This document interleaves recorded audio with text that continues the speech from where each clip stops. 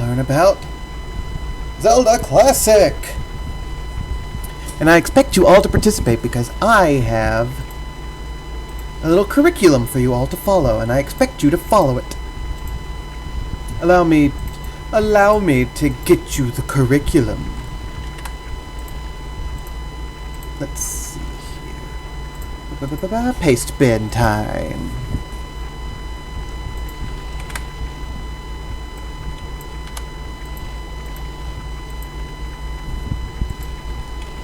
In chat now will be your curriculum. If you participate, I expect you to participate.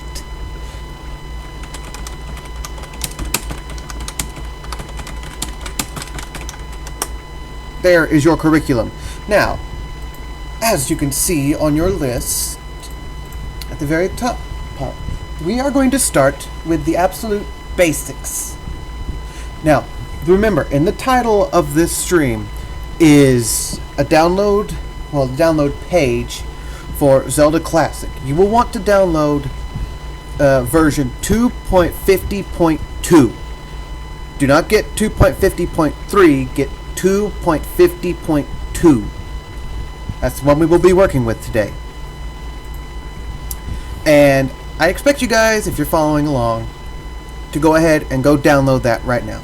Lade, do you have that downloaded? Excellent, excellent, excellent. Now, what you're seeing on the screen right now is a little example quest that I built for you. We are going to be working to build this together. If you choose to follow along, of course. If not, I'm going to have this up on YouTube at some point. And from there, you can follow along there if you can't follow along live for whatever reason. So, if you have it downloaded, let's get started. First, I'm going to close this real quick and show you what you need to do. Okay, so from here, once you have your folder open, we'll go to see forever. So in my case, I have it right here. You go all the way down. You will see a lot of stuff here. It's not going to look like this from default. This is just how I've saved a lot of things. So the most important things to keep in mind here are zquest.exe. Don't worry about the /w. That just means it's Windows version. And zelda.exe. The difference between them is that zquest.exe opens up your editor. I'd recommend you guys go ahead and try that out right now, if you've already downloaded the program and all that. Now, Zelda.exe is the player itself. This is where you come in, and after you've made your thing, you come in and you play it. We'll get to this later on, but for now, we will talk about zquest, your editor, your big editor. This is what you need to be able to work on everything. Alright, so your next part of the curriculum, we'll start with the basic menus. We have File, Quest, Edit, View, Tools, Screen, and etc. Etc. contains your options and if you want to play some music to listen to while you work. So File is going to be your files.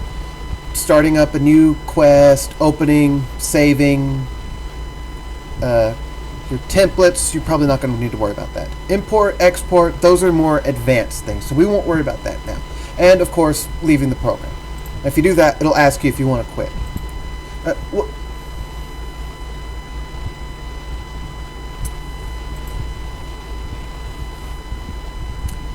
Yes, we will get to that momentarily, in fact. Quests, you've got rules and such for your quests.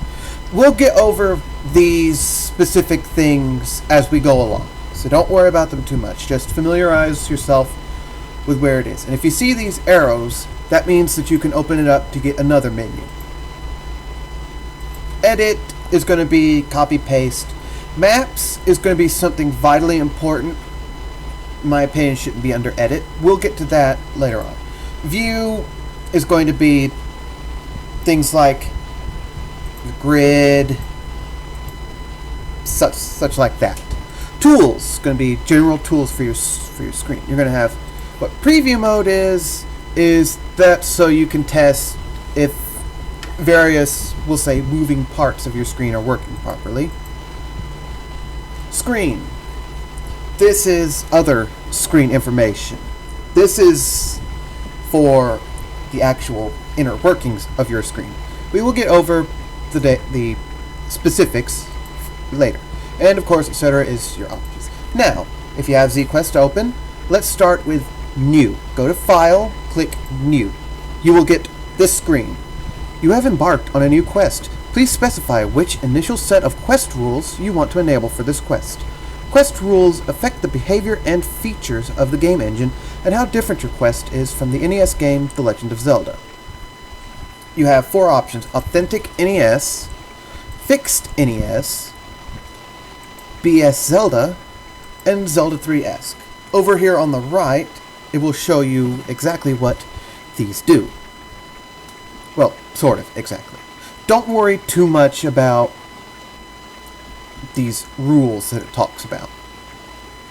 And it says down here, after creation, individual quest rules can be set in the rules submenu of the quest menu. So don't really worry too much about what it all says. Just leave it at the default, Zelda 3-esque, and hit OK.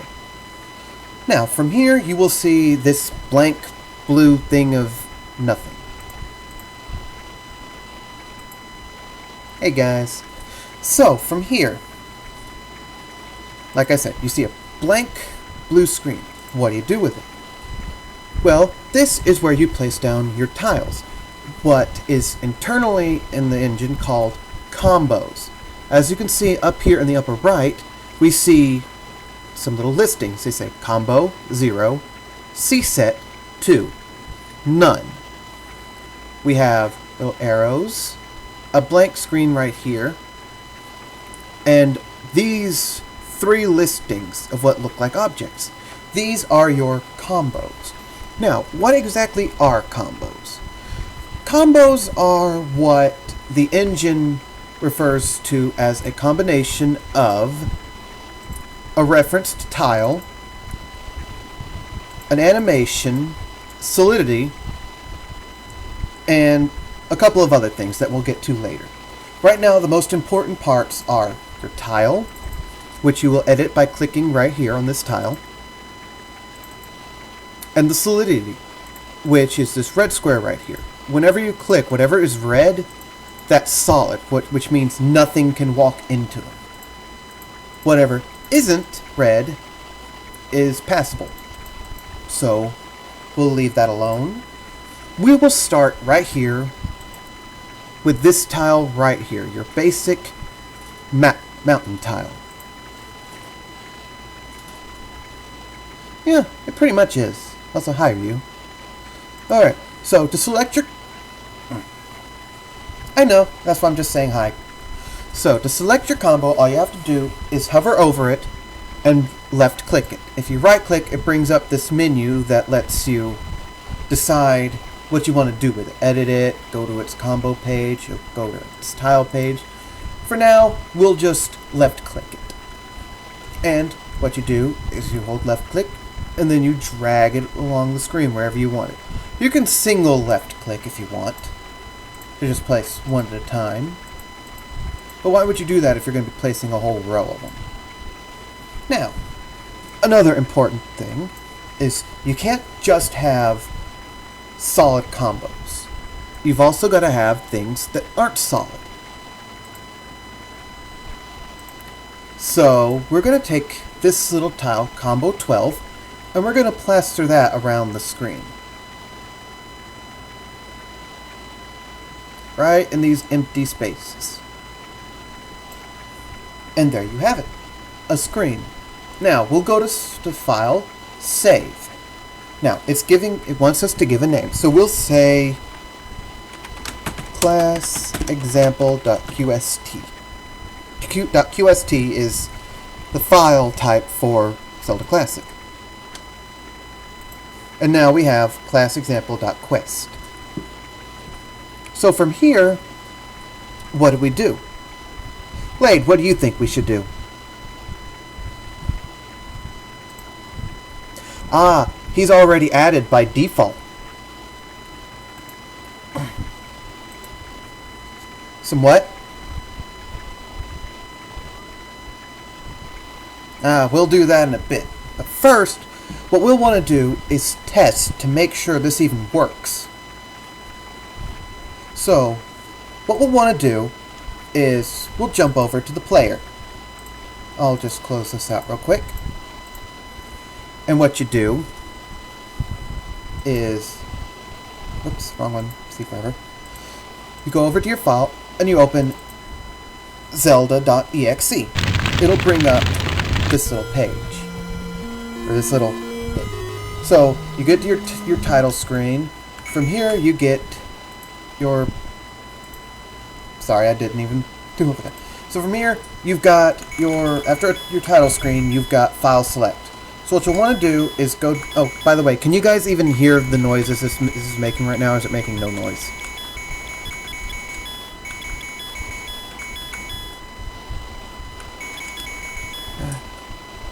Okay, hold on. I think I know why.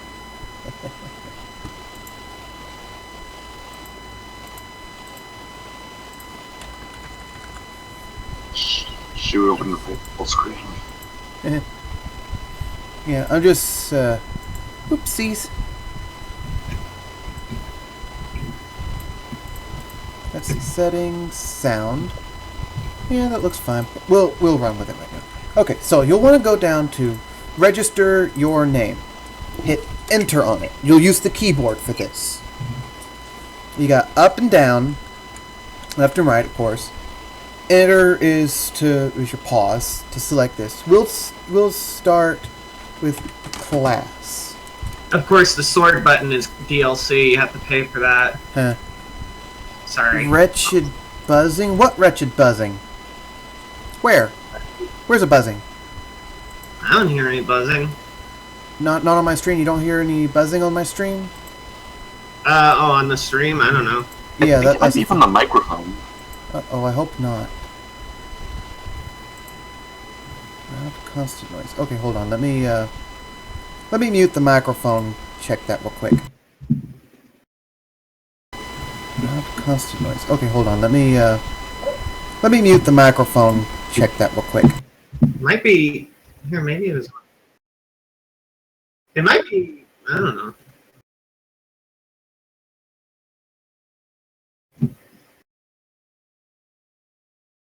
Here, let me try this.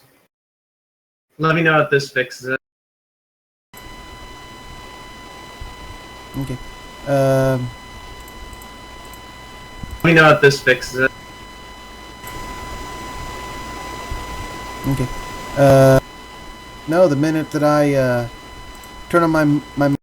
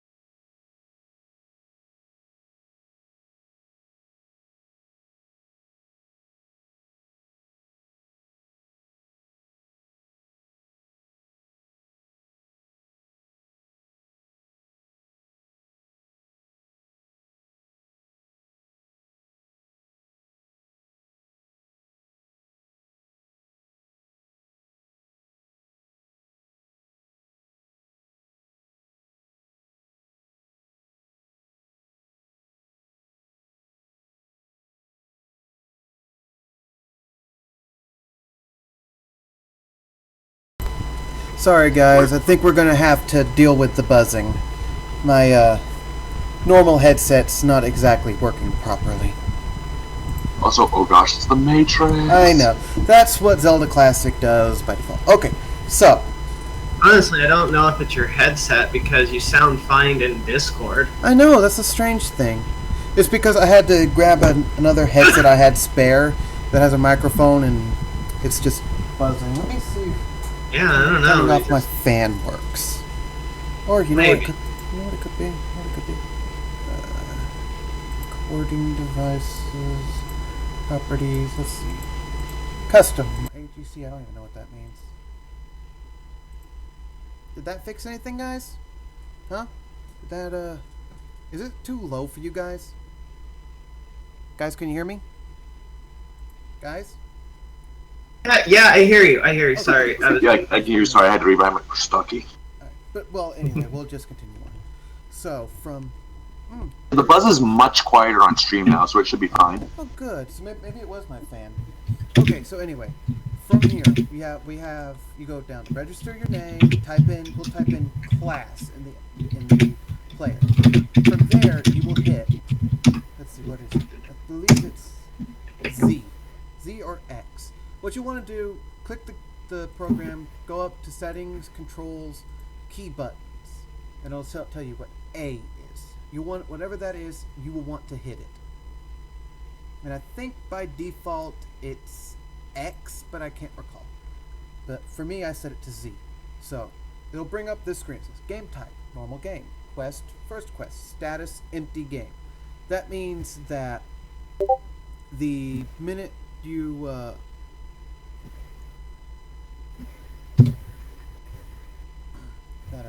if you just play it as it is, you'll go into default Zelda 1 first quest. So from here, you want to hit the key bound for A button again for custom quest. Browse. Look for class example.qst. Don't worry about the dash in mind. So, and hit OK. Now hit enter on this to play it. And it works. But for some reason, Link's in the upper left corner. Oh, by the way, can you guys hear me just fine on the stream? You probably have to... There's probably a setting for Link's starting location. That's right. We'll get to that momentarily. So, just making sure. Can you guys hear me just fine on the stream? Type in chat if you can.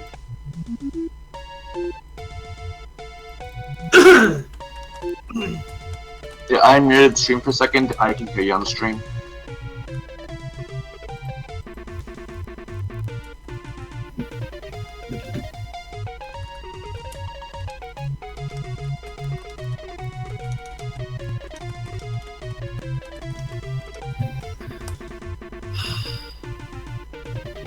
Okay, they can hear me. Good. Okay. I would say there's some stuff in the UI that I do not recognize. Yeah, that we will get into later. Okay, so from here, we know that it works. We can sort of play it, but Link's stuck in the top left. So press either F6 or click the thing and go into Game, End Game. F6 will go there immediately. In the current game, yes. Press up, hit enter on retry. That'll bring you back to the file select menu. Now let's go back into ZQuest. Why is Link up in the top left corner?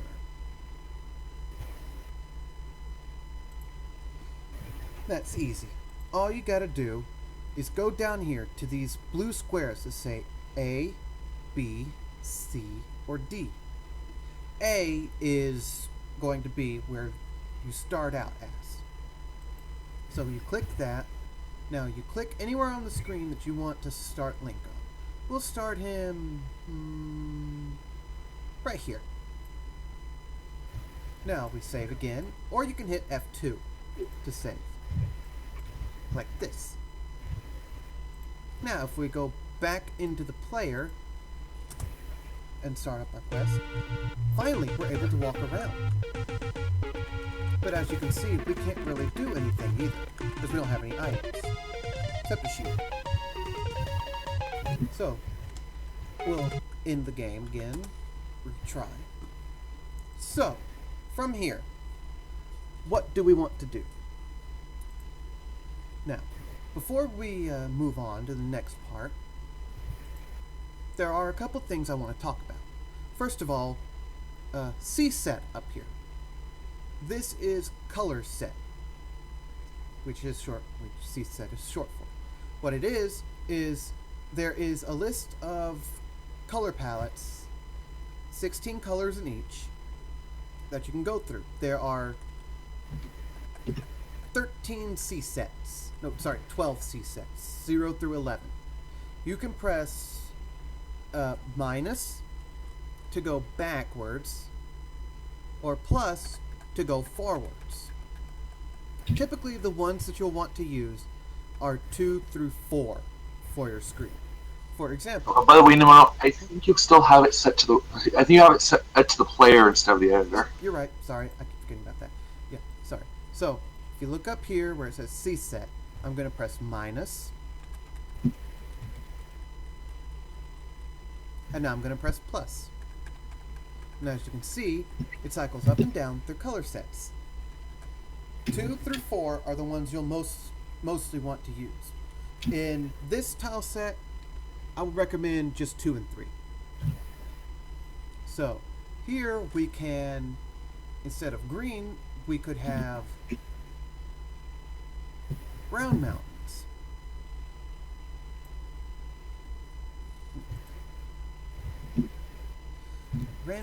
BSX Zelda question. How can you do the randomized events and the text thing? I'm going to assume you mean the timed events that can happen in the BS Legend of Zelda. That's going to be out of the scope of this tutorial, but I'll just say there is a feature in the game that can let you do things like that. It's called Z-Script. You find it through quest, scripts, but it's pretty. Seems like something you could use for RNG things. Oh yeah, no. But for now, I'd like you guys to follow along with just the green.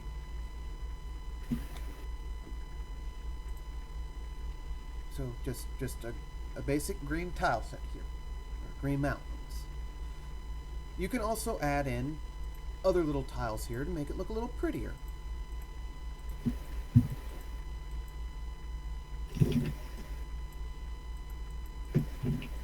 Like this.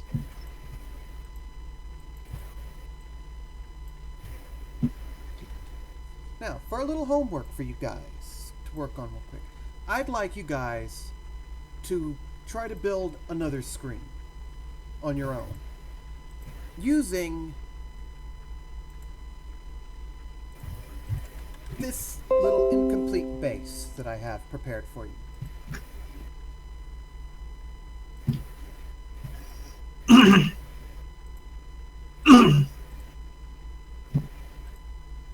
I want you to take this mess right here and see if you can complete. Don't really try to overdo it on the tiles. Just take what you see here as a base, edit it as you see fit into a cohesive screen.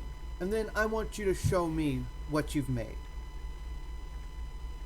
In the meantime, while you guys are working on that, I am going to go ahead and take a couple questions if you guys have any. Ryu, Lade, do you two have any questions so far? Hang on one sec. Let me take a look at what we're doing again. I do, but not relevant to any of the stuff we've covered so far. Well, it doesn't have to be entirely relevant to stuff we've covered so far. Sorry, I didn't hear that. I said it doesn't have to be entirely relevant to what we've covered so far. I guess one of the things I'm most curious about is item programming.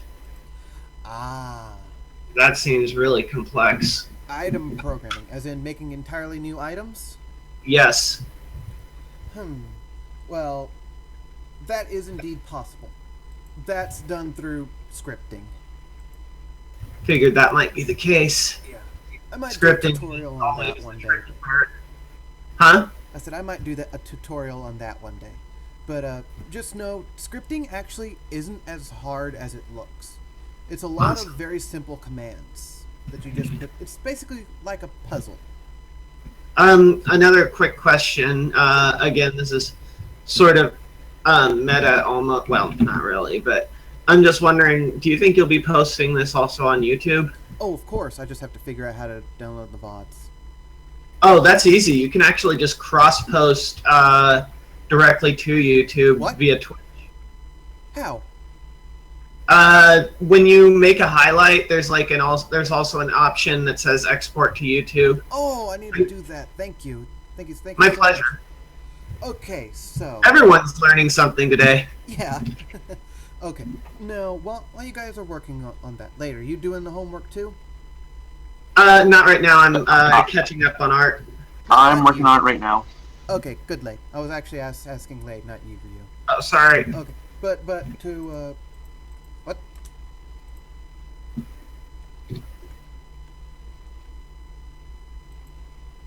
Huh. My Zelda player borked. Oh well. Nothing to see here, folks. I'll just close that out real quick. Because I would like to show you something real quick, Ryu. Sure, I'm watching. Okay, so in the play, this is not going to be about the homework or any of this tutorial. I just like to show Ryu an example of what she asked about making custom items. Sure. This right here is not in the game by default. I coded it myself from scratch. Awesome. Yeah, and I have another couple ones like whoops, I didn't put it down. Like this, a rupee gun. Well, it does it's cute, fires a rupee. Oh, that's kind of cool. Oh, but it gets better. You shoot at enemies and they drop more. But yeah, that's the kind of thing that you can do with Z-Script. Oh, that's pretty cool. Yep. And there's lots more that's possible with it. But for now, we're sticking to the basics. So remember, guys, when you're done with your homework, I want to see it. Either upload the .qst file or upload a picture of it.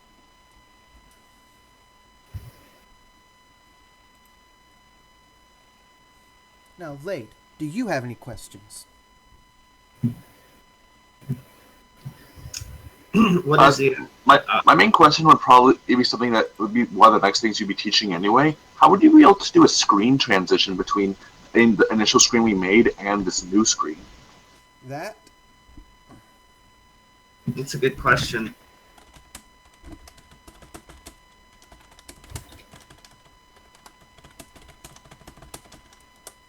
Now, I just answered his question. But to answer your question, Lade,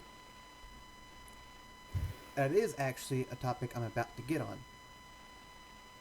But so I figure while you guys are going ahead and doing that, then I'll go ahead and get started on that part.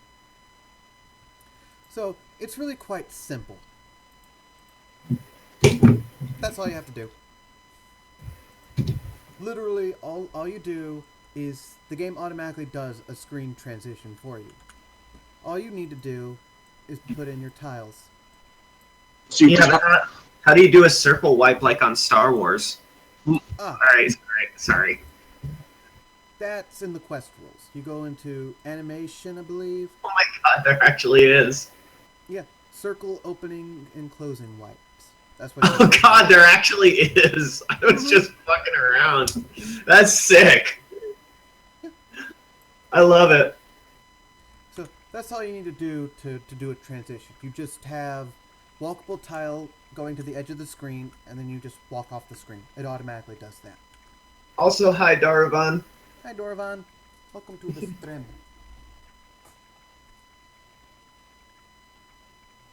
Mine's with Trishette.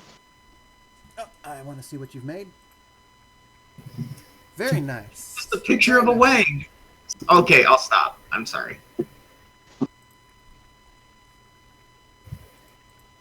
Ah, yes, I almost forgot one topic. Another keyboard shortcut you guys may find useful. If you press W in ZQuest, that will show you the walkability for every single combo you place, and over here in your selector. That way, you'll know exactly what kind of tile you want to put in, without having to guess what's solid and what's not. Oh, that's useful. Yes, it is.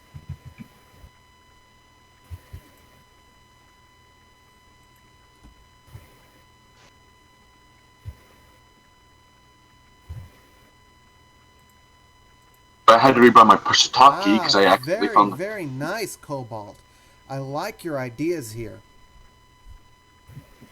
However, I will recommend one thing. On the very, very bottom. Here, let me do this. Right here on the very, very bottom, you don't want to have anything walkable on a partially walkable on a tile. That's just going to cause some issues whenever you walk into the screen. So I'd make these two corners down here just completely solid wall. Oh, because there's a chance that the player could get stuck in the wall, right? Exactly. That's also why if you put a wall next to a screen, the other side on the other screen also has to be solid on that same spot. So that way there's no issues.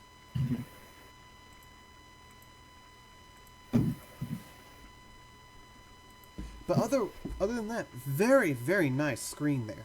Very good job. I mean, a slight update to mine. Just as in that top bit, I added a little connection to the original screen we made. Well, to be fair, you don't really need to do that yet, because we're going to be building another one shortly. I ended up doing it. I ended up doing it anyway, just because it looks nice like that. Alright, so while we have the last person working on his screen, we'll go ahead and move on. So, as the next topic is, what you need to know about screen scrolling. As I said earlier, it's very, very simple. All you do is instead of your side of the screen being solid, you just have it walkable. Now, we have down here, you see screen 0, 0. You cannot walk left or up from here. Not normally, anyway. You can only go right or down. So always keep this static area up here in mind. That shows an area that's invalid area, you cannot go to it. If it's just dark blue or whatever, that means you can go there if there's space there. Now, another neat little shortcut that you guys might find useful. Hold Control before you click an area. And you instantly fill the area with your tile. I had a quick question. Sure, what is it? Is there any way for like the game to tell you if there's like a potential place that you're going to get stuck without you sort of manually having to go through everything? You mean like in-game playing or in the When you're on the editor, like say that like on a place where you transition, you'll transition into a wall. Will the game act like? Is there any way the editor will tell you that so you can fix it? Yes, if you go up to the etc. menu, options. Let's see. Where is it? Alright, here. Let's see. Show misaligns. Click that and hit OK. And now Show what? Show misaligns. Oh, perfect. It's unchecked by default. And then afterwards, you'll see all of these arrows around the edges of your screen. That shows you an area where you will go from solid to non-solid from those edges. That's really handy. I normally have it off because it's annoying when it's when you haven't even built another screen yet and it shows you that. But it is handy, so you won't make any mistakes, especially if you have tiles that like this that all look the same, but then suddenly you have one that's actually solid. Mm-hmm. Alright, so here we've made a second screen. but it looks a little plain, wouldn't you guys think? Yeah, definitely. It could definitely use a bit more to it to make it look So, nicer. let's go Need ahead more and use dragons. these up and down buttons over here. And you see we get a lot more combos to choose from. I'm gonna pick this nice water tile here. And I'm gonna drag it along down here.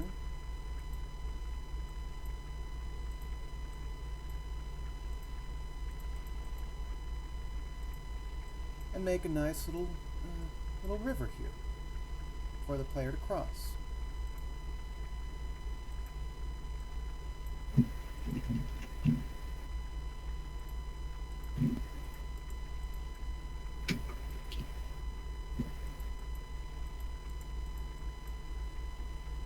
And I'm going to add a waterfall too, just so it looks nice. So, from here, whoops, I'll save, and we'll go test it. Let's check out this guy's. Not bad at all. Not bad at all. But with the water, I would recommend doing like I've done here. We have edge tiles. Makes it look a lot neater and cleaner. So, from here, I'm going to add a little bridge connecting these two sides of the river. And I'm not really liking how part of this looks, so I'm going to swap it out a little bit.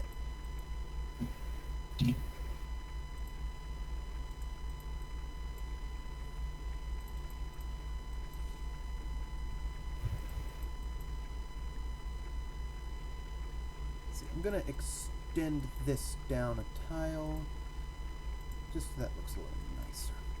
Yeah, that looks good. So now we'll save, and we will test.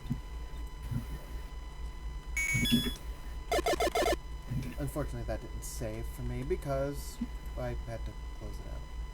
So we'll go back, go into that. So we go back into our quest and we test it. And as you can see, we start right here in the middle, and we can walk around, and we have our water and our bridge. Of course, by default rules, if you walk into the water, you take damage. But what happens if you walk off of a screen into one you haven't built yet? What do you guys think will happen? It'll either give an error or it just will act solid. Well, you would actually be incorrect. What does it do? Screen. It's just a blank screen. Oh. It's the void! It's the void. So, we will... I suppose it was unavoidable. Sorry. So, we'll make another screen here. Which way do you think we should go? Up or sorry, right or down? Up, right, or down? No, not up. We can't go Right up. or down? Yeah. Should we build to the right or should we build to the south? Well, you're going down. All right, then we will continue our building down. So hi. Hi, whoever's there. Hey, Destiny. Hi, Destiny. That's what I said. Destiny. Quibin! So I could not get Twitch to load, Nemo. I'm sorry. Oh no, it's okay. Twitch is being a butt. It- I'm playing Superstar Saga right now, and I accidentally broke Cacletto.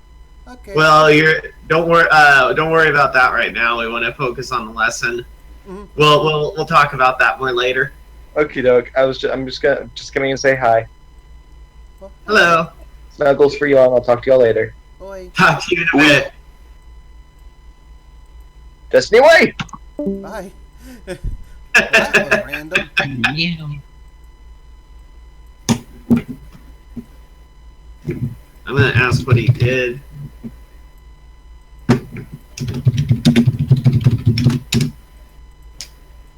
So I'm just gonna build me a little island over I'll be here. right back. All right. See you in a bit. And we'll put in the mountain here.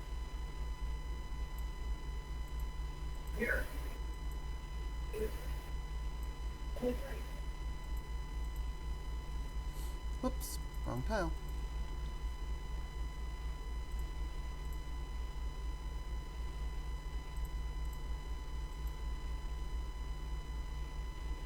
That's really good, Strike Forcer. That really is.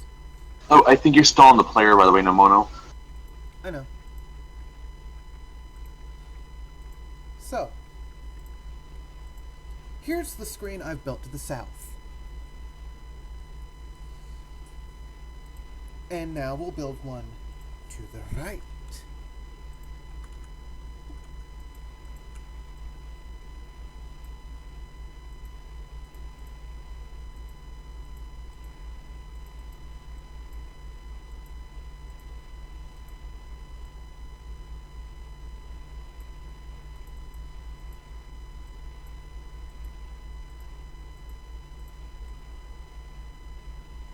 This screen is also going to go down.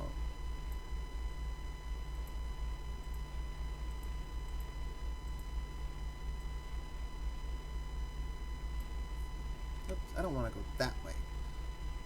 I want it to be like this. Yes, that's good. That's good right there. So I'll fill in the rest of the screen. Here I'm going to put a door. I'm going to put a cave. Now, before we move on to our next topic, here's what we need to talk about. The subscreen. It was pointed out earlier when we tested the quest. So, we will save this and return to the editor. The subscreen is the area up top that you see with all this information. Life, magic, collected items, your map, your DNA. If you press enter, or start as it is, you will get your inventory screen that shows a larger map, what items you have collected, what items you can use, things like that. So as we move along here,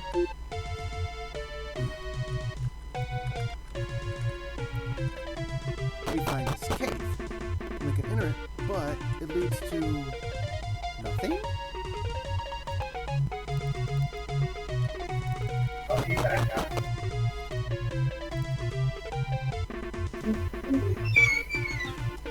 Ah, So we'll retry that. Let's put something in this cave. First, I need to figure something out. oh, that's really weird. It's got the layout of a normal cave, but it's entering like one of those top-down caves from the dungeons. Yeah, that's because of a small mistake in the default. Okay, so what you need for a cave. First of all, you'll want to use another one of these blue squares. These are warp return squares. What they are is that when you leave a cave, you use these to denote where you want to reappear at. They're also used to denote where you start the quest at. So from here, now that we've put that there, if we go back in, instead of just getting put in a random spot,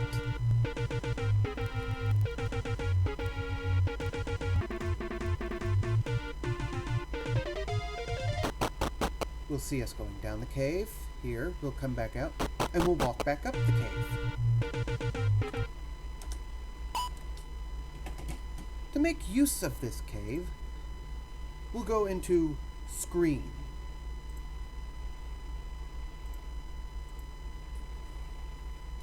You'll see Guy. Click on Guy, and you'll see these strange names. Abe, Abe2, Ama, Empty, Fairy, Fire, Goria, Merchant, Moblin, and Zelda. We'll just start with the topmost one for here. Now, when we do that, that's just going to make... Oops, I didn't even show this. Oh, let me try that again.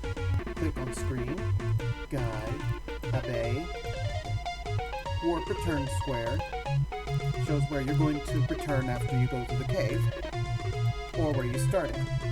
Now back to the play.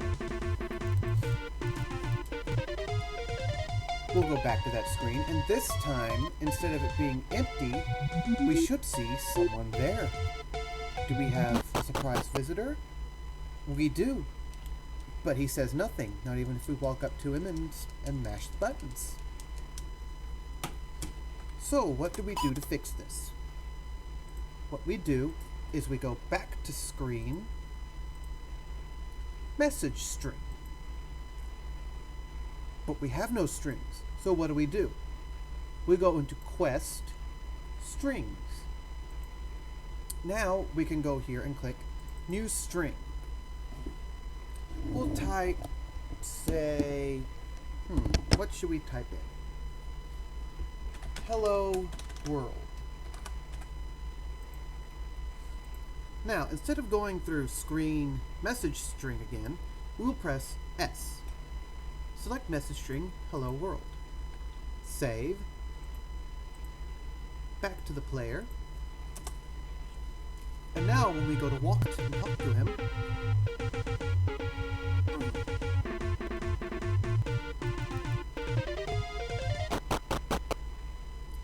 he actually talks to us this time. And he tells us, hello world.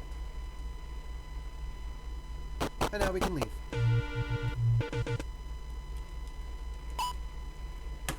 Now, from here, I want to move this guy somewhere else. I want to put him here. But first, we'll want to talk about combo types. We overlooked that last time. But this black spot here says cave. Walk down A.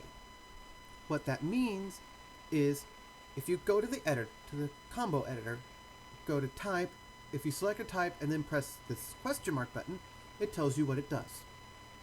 Link marches down into this combo and is warped via tile warp A, more on that later, if he steps on this. The combo's tile will be drawn above Link during this animation. So what this means is that he's going to warp to the cave, which is all the way down here if he goes into the tile. And he will return through warp return A. So, we'll talk more in depth about warps later, but for now, let's just talk about the combo types.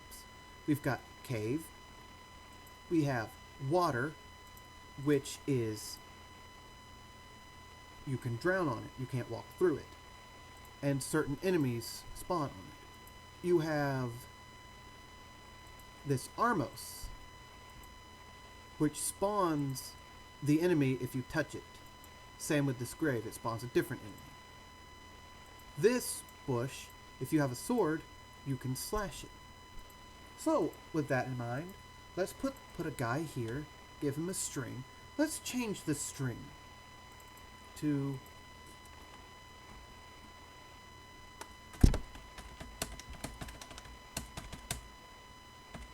let's make it take my sword and cut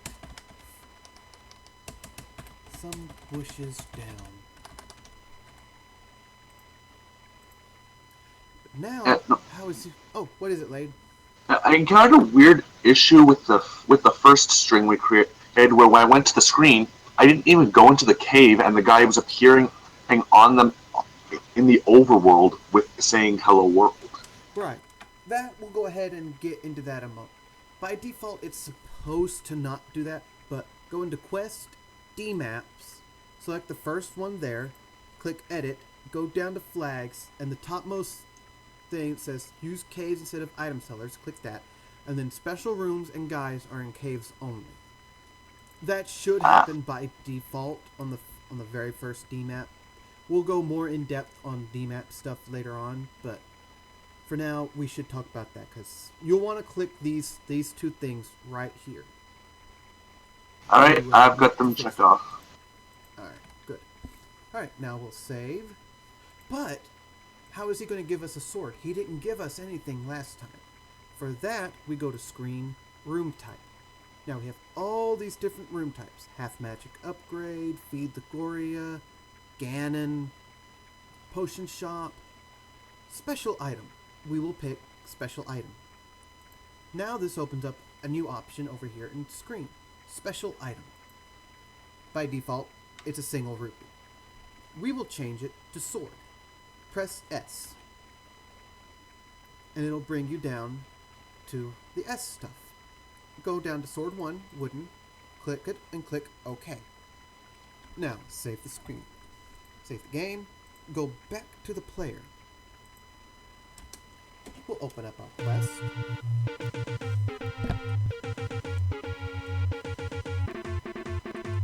And we can go to this cave. Now he says, take my sword and cut some bushes down. And now we have a sword. And yes, we can use it.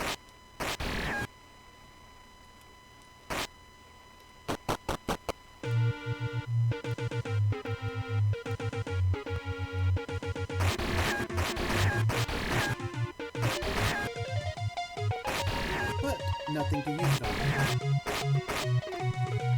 So let's make use of that combo type we talked about earlier, the bush. We have this bush right here that says bush next. Let's fill this side right here with it. Actually, let's move it a little bit further away from the side of the edge of the screen, just so that doesn't cause any issues. Now you can go up that and smack the bush with your sword, and there you go, all done. Now, a friend, Ryu, earlier talked about enemies. When that is simple. We'll talk about placing enemies now. Go down to screen, all the way down to enemies. You'll see a list of 10 empty slots. Double click one. We will go down to press M, and we'll place in a moblin. We'll place in another moblin.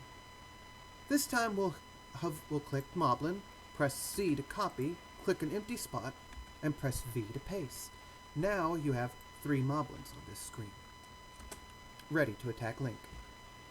Here, this screen also looks a little empty. Let's put in some Octoroks because it's a water screen. We'll press O this time. We'll pick the slow Octorok. Copy that just one time. Just 2 Octoroks seems like enough for the first screen. And it's not that open either. You'll want to be careful about that. Make sure the player has enough room to avoid your enemies. Don't make it too cramped to where, while they're trying to fight another enemy, they're going to be unavoidably hit by another. We won't place any enemies on this screen because it's so cramped. This one, we may have to remove a moblin later, but for now, we'll leave it. Let's build another screen. This time, I'm going to make a couple of changes on this one first. I'm going to put some trees down.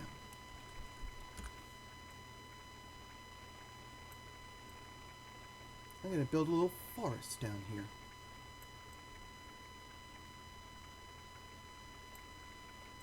And again, control click in order to place them down faster.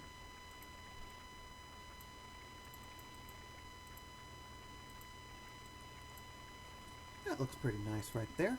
We got us a nice little small forest. Oh, straight tile.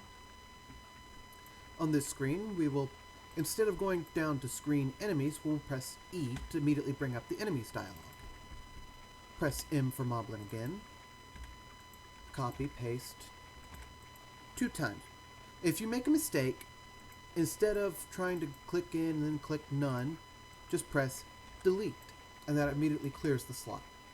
You can't have any slots that are below one that says none, or you'll get this error.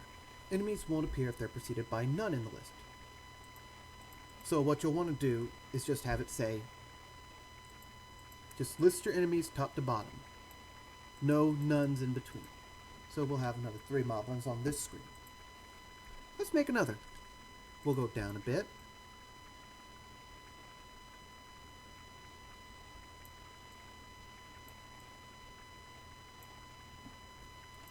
And we'll copy that in. We'll make it look a little bit nicer. We don't want complete square, because that doesn't look very nice. We'll also put in some giant bushes here, just to add some variety. We're not expecting to come into the side from the right over here, so that's fine how it is over there. Big bushes. Excellent. But now I'm going to block the path. We'll need another item. So, we will go ahead and do Armos. Put that right there. What's going to be the point of it?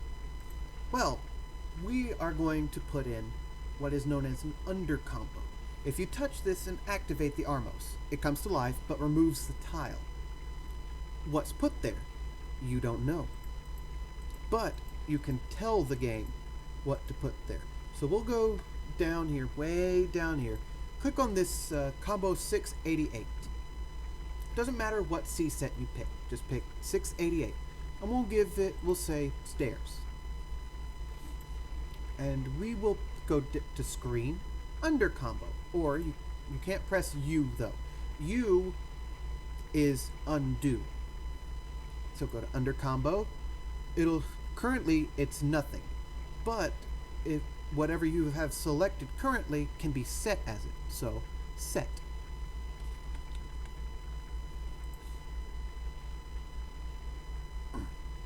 Now, if we go and test what we have just made,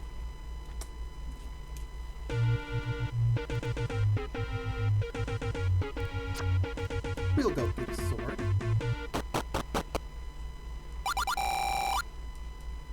We've got our sword. Okay, so Cobalt, all you have to do is place down a tile. We'll say it's cave walk down A. And like I said, we'll get more on the warts themselves later on. So, now that we have the sword, we can cut down the bush. Your sword will block small projectiles like this arrow. But you'll have to be careful for fireballs and other powerful weapons. So you won't be able to block those with these. So we can walk down here, but it's just our original guy right now. He needs a better message. We'll walk down here. Avoid the mobs. Walk down here. And here's our Armos. Move into it. Stairs. We'll walk down them. Another cave. So. Oh, it's weird to see them having a sideways facing sprite. Mm-hmm. Yeah. So, we'll put another guy here. Go to screen, guy. This time we'll do Moblin. I don't want to distract. Sorry. I don't want to distract too much from this, but I'm kind of annoyed. Like, I was washing my hands after eating some chips, and the water shut off. Oh. It's so frustrating. Oh, Jones.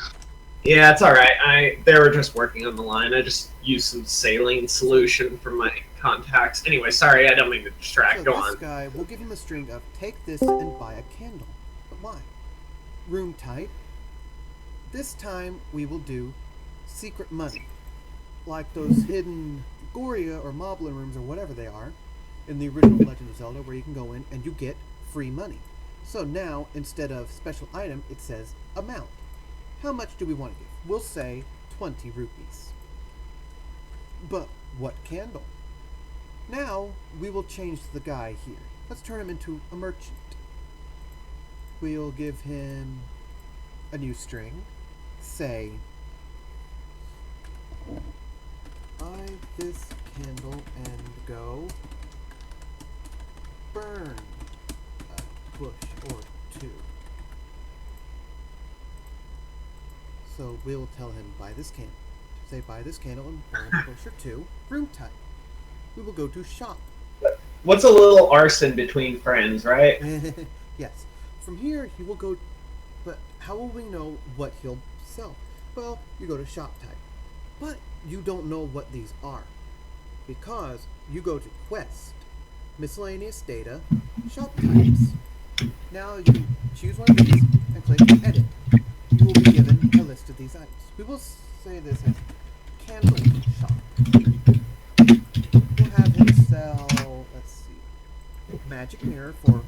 100 rupees. We'll have him sell a blue candle for 20 rupees. That's the important part. And we will have him sell, what's the other thing we want to have him sell? We'll have him sell a blue potion for 40 rupees. So, now we have candle shop. Go here. It's already set. Now let's test.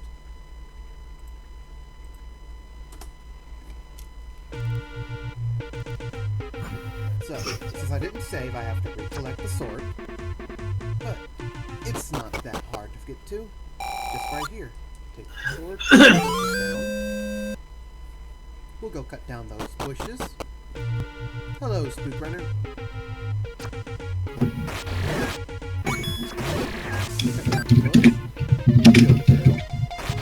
And now we'll go in here. And look, buy this candle and go burn a bush or two. So, but we can't buy anything because we don't have the money. That's where the Moblin's going to come in handy. We'll go down here and activate ours. Whoa, it's a very fast one. Take this and buy a candle. It gives us 20 rupees. Oh, is there like a way you can set it between the angry one and the thing, or is it just random? Oh, the Armos? Yeah. No, it's random. Oh, Now weird. that we have 20 rupees, we can buy this blue candle. And with it, we can spread some fires. Now let's go burn that bush. Alright? That's why we sell a special bush. Let's see. Should we try this bush right here, Ryu? But it doesn't burn. Let's try this one over here. It doesn't burn. Why doesn't It's it weird burn? to see the candle flickering. It doesn't burn. Why does it not burn? Let's find out why. So, to make things burn or be triggered by any of your items, you need what is known as a combo flag, which is down here. This symbol right here. By the way, this green square right here, it's obsolete now. Do not worry about it. This stairs thing right here, you can put it under an Armos instead of putting the under combo. And that'll make it to where when that block is, when that Armos is activated, it just puts the stairs there and triggers the secret sound. Now, we'll click on this flag. It brings up this whole list of flags here. All we're concerned about right now is burn trigger. As you can see, this block already has some triggers for some reason. Those are inherent flags. You can right click, edit combo, flag right here. This will make it to where every instance of this combo has that flag set by default.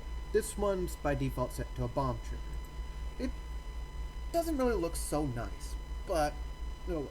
Now, before we continue on, it is important to note, what tile will it turn into when it's triggered? For that, we'll need to go to Screen, Secret Combos, and look right there. Already, there's our burn. We're only concerned about blue candle right now because it was any. So, right here, it starts us by default at C set 0. Press plus 2 times and select, we'll say this little bush tile right here, right next to this little bush. Let's save our quest. Go back to the player and test.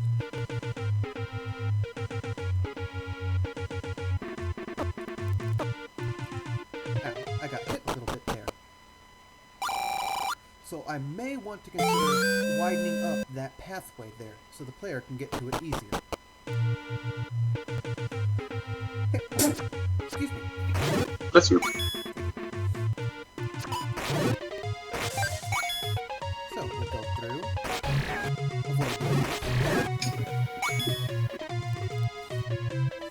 I like the leaf animation. the what? Oh, there's a little animation? delay.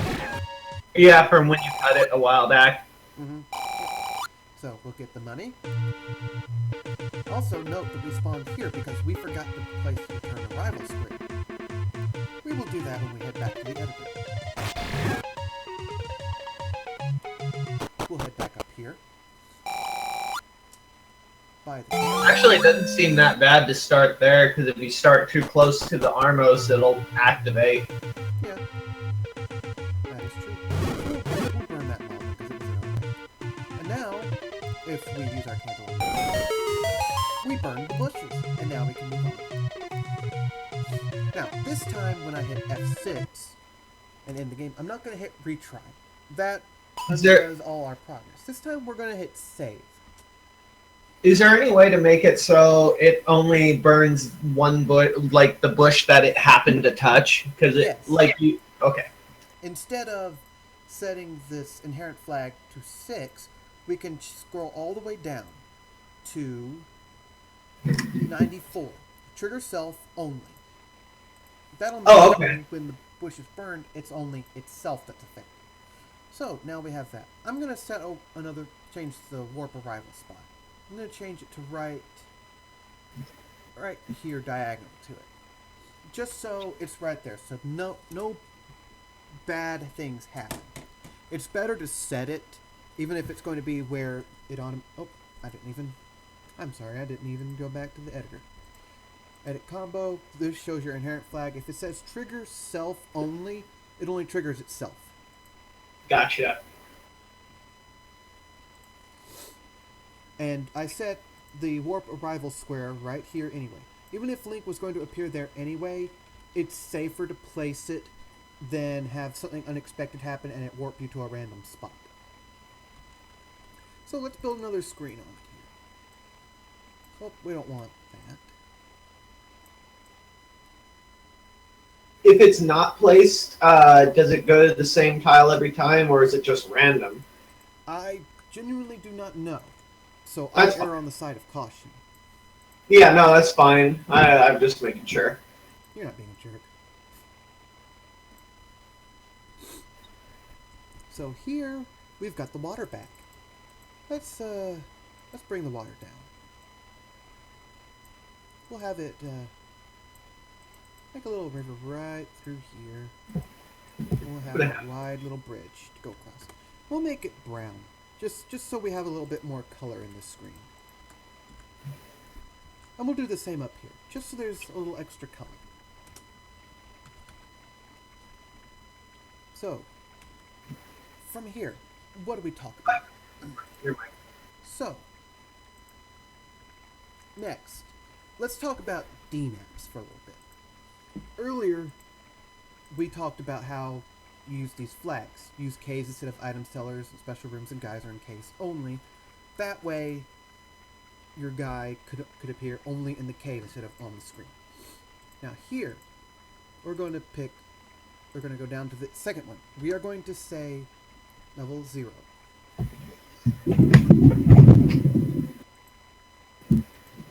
And we're going to put that on map 2. Maps are different, another map.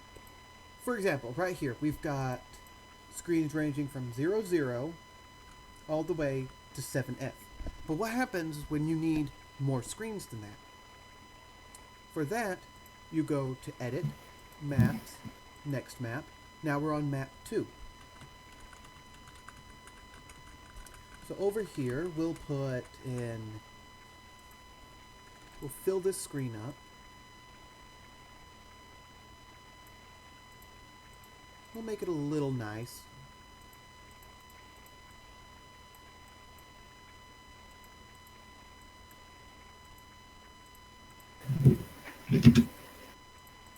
Wait, so how do you do that again, sorry? Okay, so you go to Edit, Maps. I did Next Map, but we'll say go to Map. You have a choice between 1 or 2. Go to 2. Ah. And we will put cave, walk down right there. Must put the warp return square right in front of it. And now we will go back to map 1. So you could do that either by going maps, go to map, next map, or previous map, or you can go down to comma or period. We'll press comma to go back. And there we go. Now here we'll put a little cave, walk down on this screen. We'll put it right here. Warp return here. Now, what you can do here, how do you make this work? If you enter this right now, you're only going to be taken back to screen 80, this cave. But we want to make it link to screen 09 on map 2. This is where DMAPs come in. First of all, you come over here and we'll call this Secluded Mountain Place. Oh, we'll just say Secluded Mountain. We'll tell it that. It's on map 2.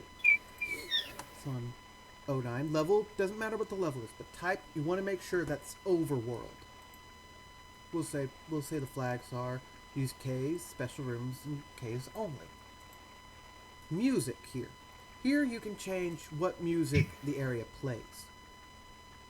Select overworld. Appearance, you'll also want to select overworld. This determines what colors you have. So, how do you get there from here? Here, you tile warp. Instead of cave item seller, the default, go into entrance/exit. DMAP, Secluded Mountain, screen 09. Now, when you hit OK, that saves it. Or you can hit Go, which saves it, and teleports you to that screen to make sure that it's the right one. And now it sent you to this screen. The screen is the correct one, and you saw the blue square flashing. That tells you that it's selecting the correct warp return square. Now, we'll do tile warp again on this one. We'll say screen 01, entrance and exit, and leave the DMAP alone, the default. Hit go, and there we go. Now,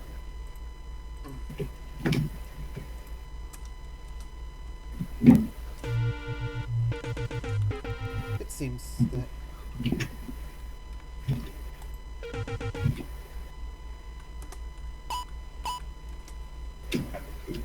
that my game has broken. I need to close that. Sorry about that.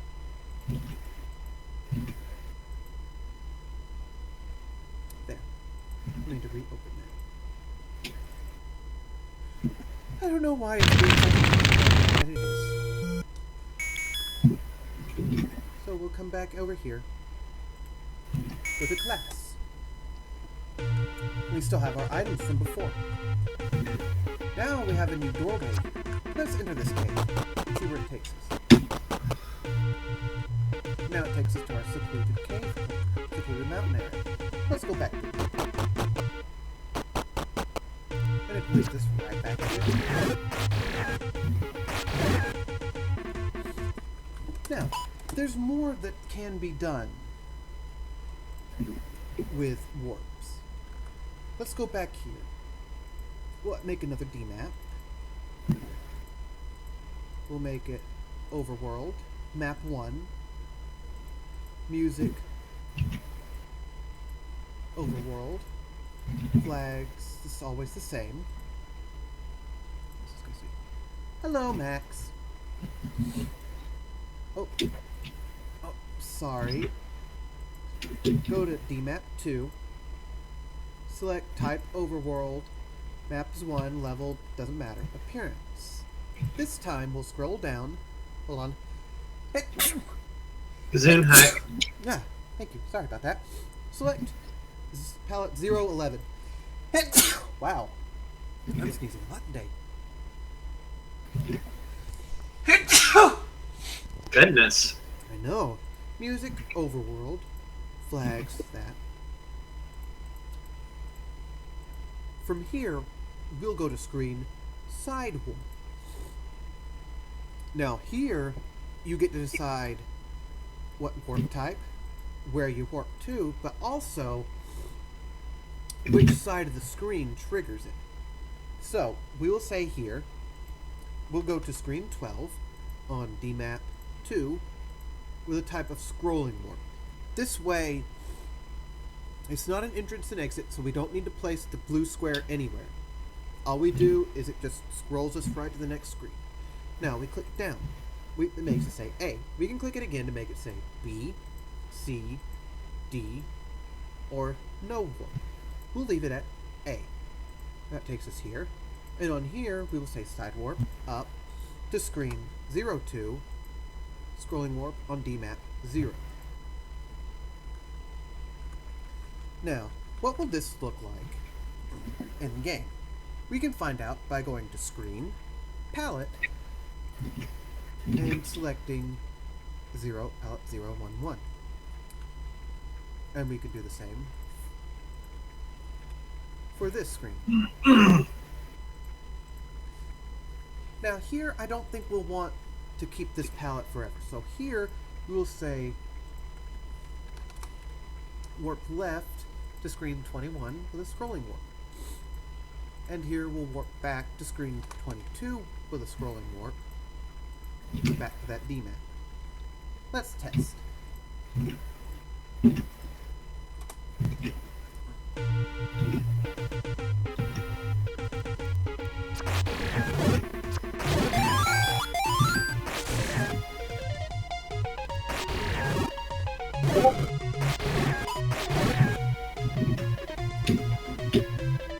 Now, as you can see, we have a new. We warped from Greenland to, Greyland.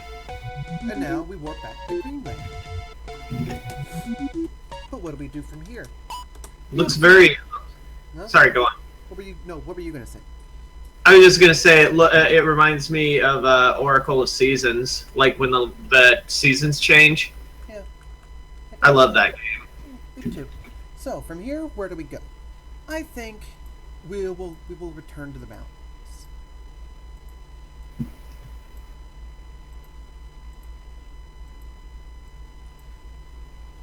This wouldn't be a Zelda game without a dungeon, right? Probably. Why don't we make a pathway to a dungeon?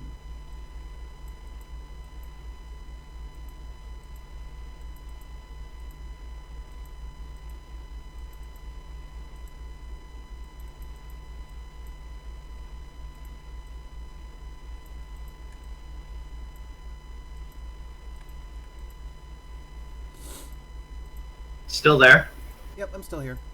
Okay, just being sure. So we'll make the screen. I want to make this look a little bit better. A little bit nicer. Like this.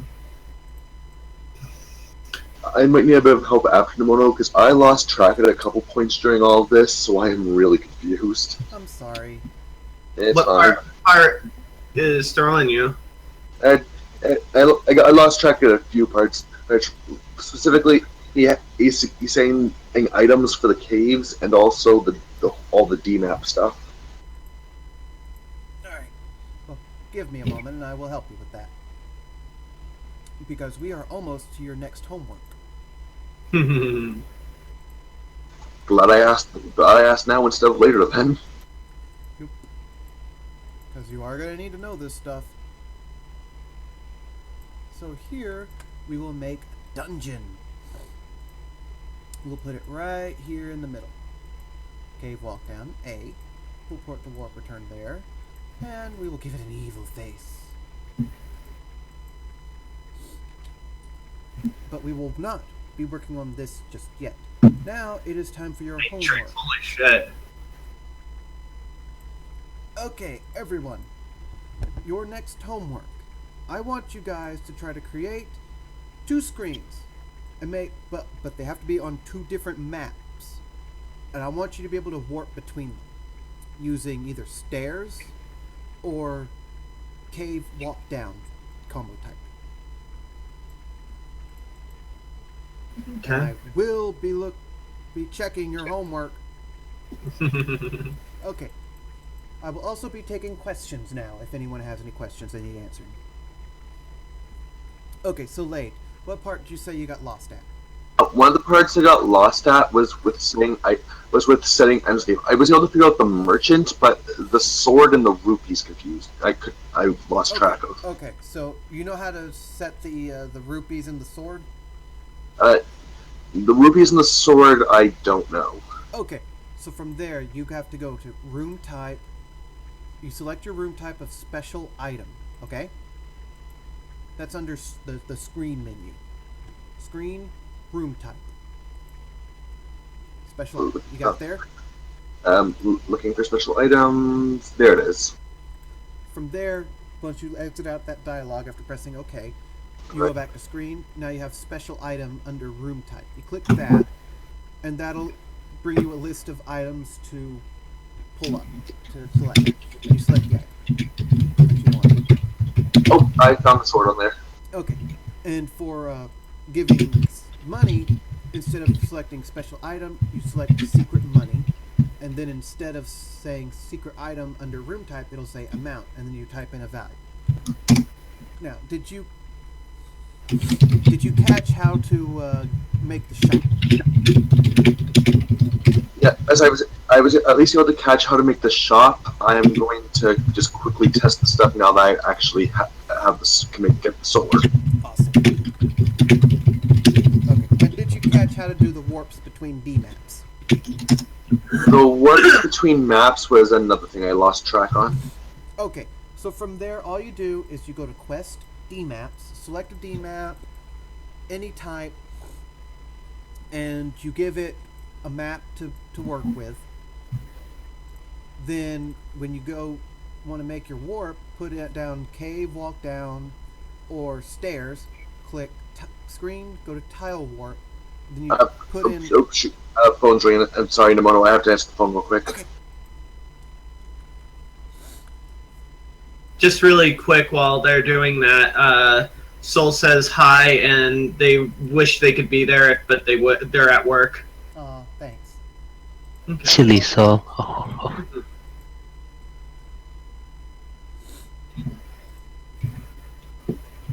So sorry if it seemed like I randomly kind of popped in out of nowhere. I'm kind of just using this while I'm watching the stream, using the voice channel, but watching the stream, so I'll probably mainly stay muted. That's fine. Yeah, I'll be uploading this to Also, hi. YouTube as well. Hi. Shoot, I ended up making a couple of mistakes. It looks like with the sword cave that I'm going to need to fix. Okay, what do you need? What happened to it? I just PM'd you a screenshot of what happened when I went into the cave. Okay, I- that is I- because your DMAP settings are wrong. You go to Quest, DMAPs. On the DMAP you're on, you go down to Flags, use caves instead of item sellers, and special rooms and guys are in caves only.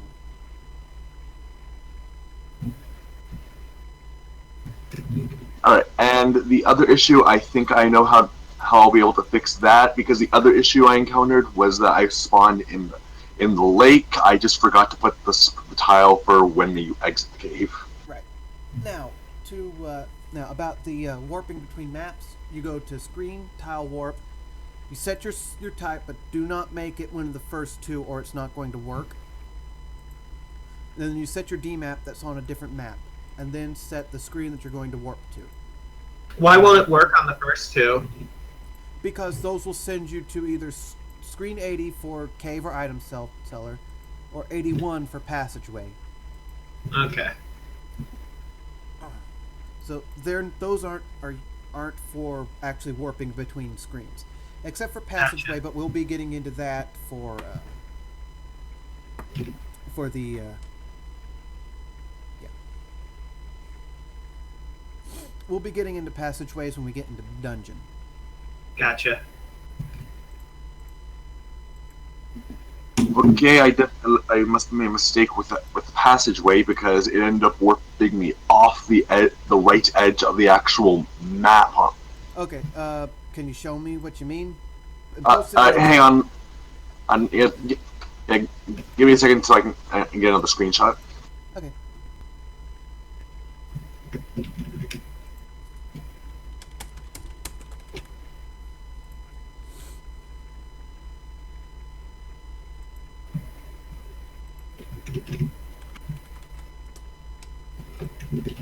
Putting it simply, I walk through the door.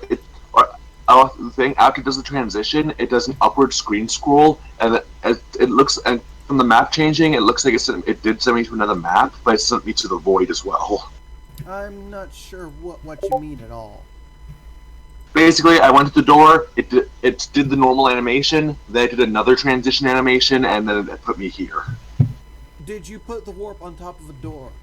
Or the warp arrival square, did you put that on top of a door?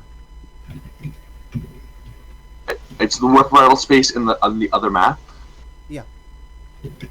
Let me double check. Also, I want you to show me multiple screenshots of this event in action, because just one screenshot showing me the end result doesn't really help me figure out what's going on. I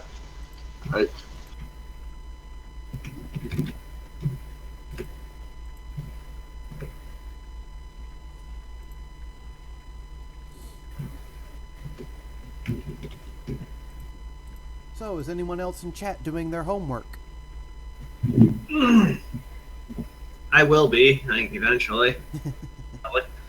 I just Soon. hope that that my voice is getting through on stream. Well, I think they'd probably mention it if it wasn't. That's true. That's true. I'm gonna go check real quick. They mention it just do the entire tutorial in pantomime. I'm gonna go check real quick. Yep, it's getting through. It's getting through. Good, good, good. I was really worried about that. Okay, so as long as it's getting through. I linked you a MP4 / GIF of exactly what's happening. All right, let's see.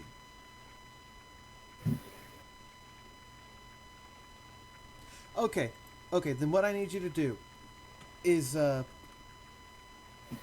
think I know what's happening.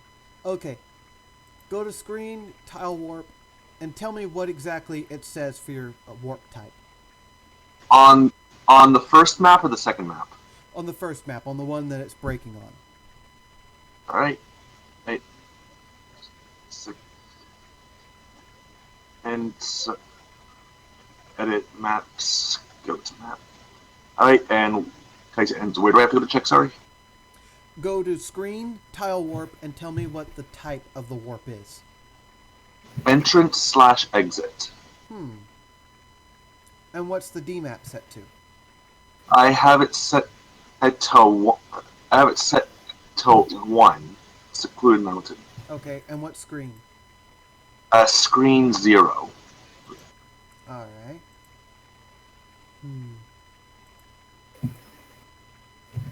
That's very strange. I'm wondering if it's something on the actual target map. Let me check the settings on there.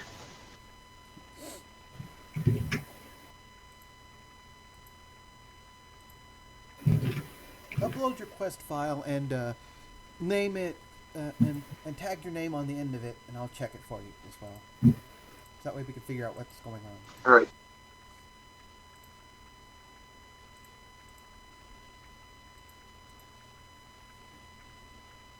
And knowing my luck, I probably missed a very basic step. So the QST file? Yes, the QST file.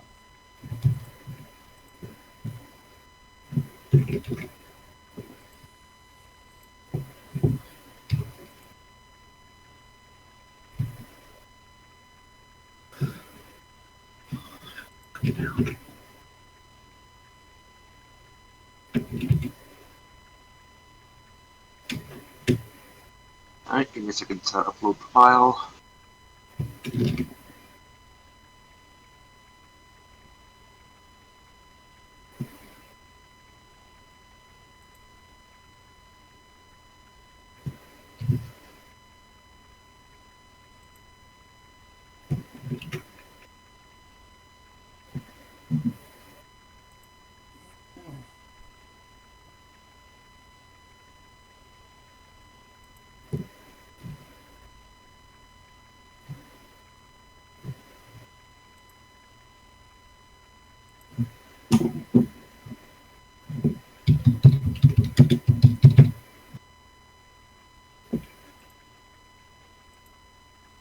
Alright, I sent the Dropbox link. Alright, I'm gonna check it now for you.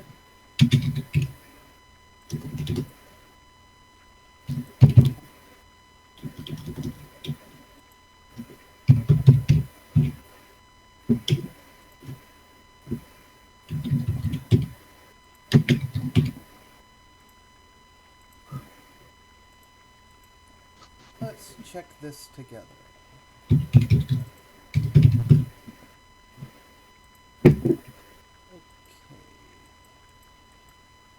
So, tile warp, entrance and exit.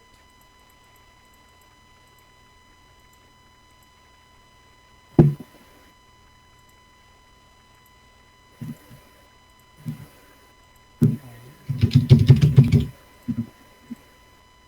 here.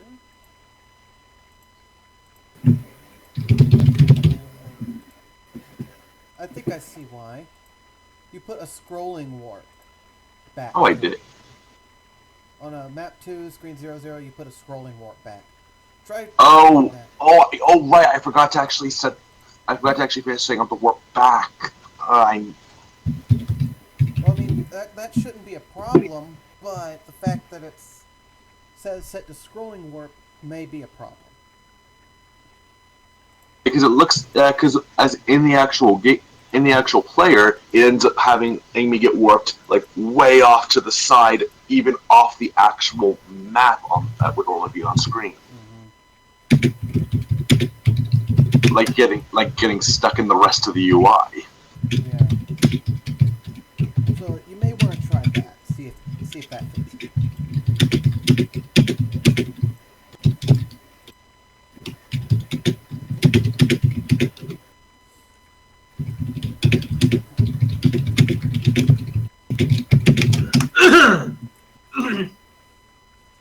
Welcome back, View.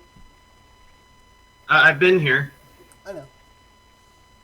dude.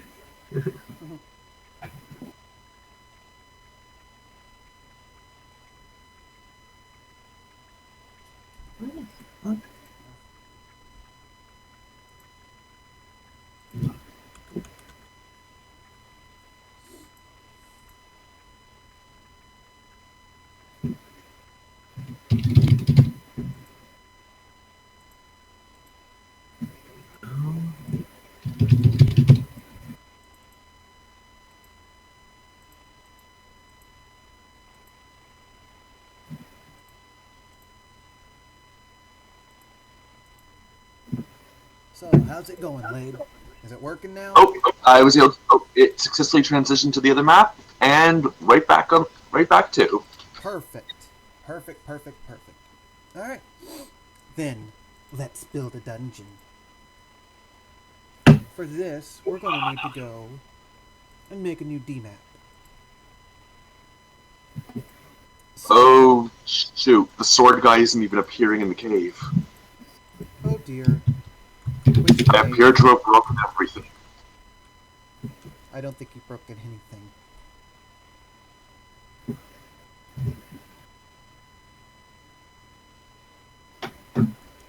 Did you warp back to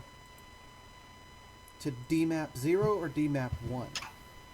I warp back to DMAP 0. I go towards the sword cave. I enter it, and then I'm able to go back and forth between the cave and the overworld fine. It's just the sword guy isn't appearing, so I get the feeling I might have made a simple mistake with the trigger. Do you already have the sword in your inventory? No, I do not. Okay.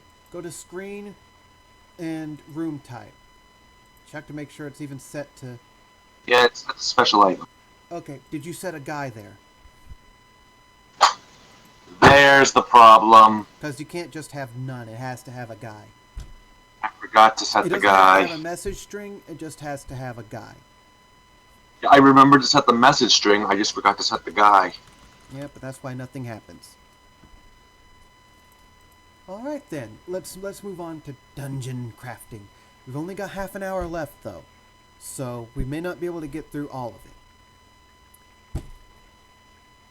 But we will start with just the basics. Go to DMaps, click down to 3. We'll set it to map 2. Type NES Dungeon level 1. Now, this over here over on the right, that's a 7x7 square. That lets you create your map for the area. Just a little visualization of the rooms you want to have in the dungeon. So we'll just go ahead and click something out. That'll do right there. Just that little, yeah. Appearance, we'll set that to 01, palette 1. Music will be dungeon. Flags, we don't want to set anything right here. It's all good where we want it. This time, now, these two things in the bottom right.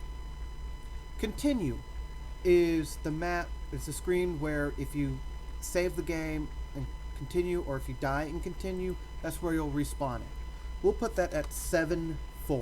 Remember, it's always row first, then column. So down, then number right. And we'll click continue here, because otherwise we will only appear on the map. And you'll see right here now in our D map, we have our beautiful little whatever it is. So let's set up a tile warp here on this one. We'll set it to entrance and exit 3, and we'll set the screen to 74. And it warps us right to screen 74. Now, what do we do from here? Here, we will want to grab a tile. We'll set it down. We'll want to start building our dungeon. But dungeons have a lot of tiles to them. So we're going to have some real lengthy crafting, aren't we?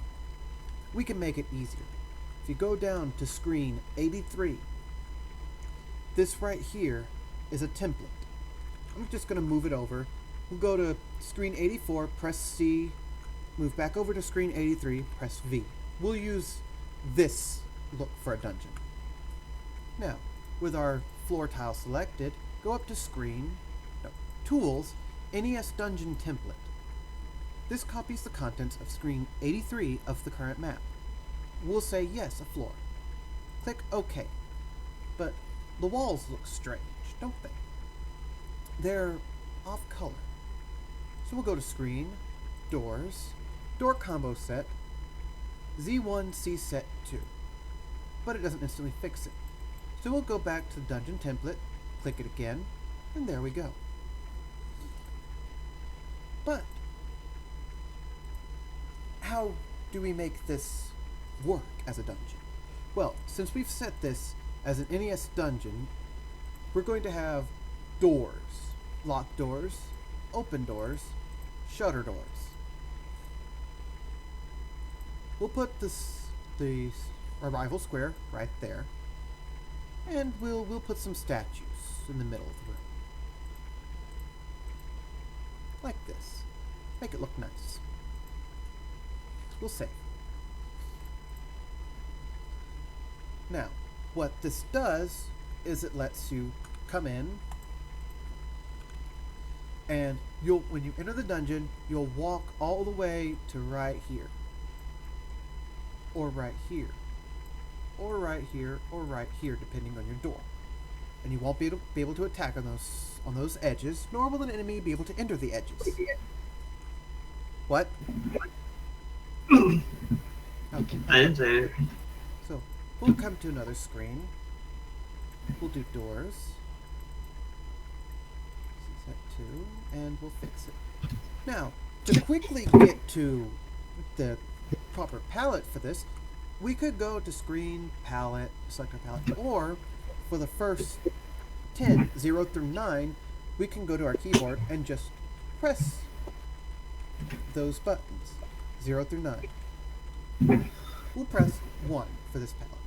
Now, this time, instead of having to manually do all the doors and fix them, we'll go ahead and copy the screen and paste it. What? I was just saying that egg-colored one was so painful to look at. So we'll copy the screen and paste it all over for as our special little template. So press C, move over here, V. Move here, V, V, V, V, V, V, V, V, V. And there you go. Now you have all these nice little screens set up, and all you have to do is set in the doors.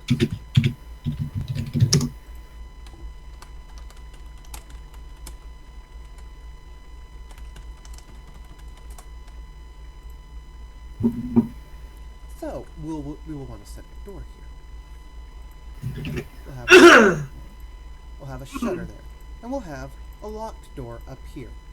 To get to those, all you have to do is on screen, doors, you click the sides, and you'll get a choice between wall, open, locked, shutter, bombable, walkthrough, one-way shutter, and boss. Wall and open are pretty obvious. It's either a wall or an open door. Locked, you have to have a key to open it, just like Zelda. Shutter opens on a certain condition. We will talk about that shortly. Bombable, you need a bomb to open it. Walkthrough is like the second quest. You can just magically walk through some of the walls. One-way shutter will never open. Boss. Is there a quick question? Yes. Is there any way to like make walk-through walls like visible, like there be a hint for them? Like, can you set it as a different tile? Yes, yes, you can. I believe that walk-through walls, all it does is just set the data on them, and then you can edit the tiles all you want. Or perfect. That's what I thought, but I just wanted to be sure. And, for example, say, do like that right there. Put little walls, or you could do an arrow in the middle pointing towards one of the walls.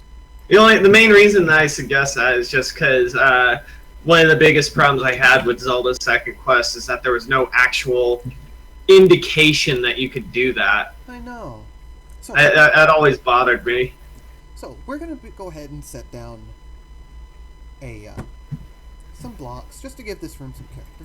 And now we're gonna put in some enemies. We're gonna go press S. We're gonna go down to Stealthos. We're gonna copy that 3 times, or 2 times total.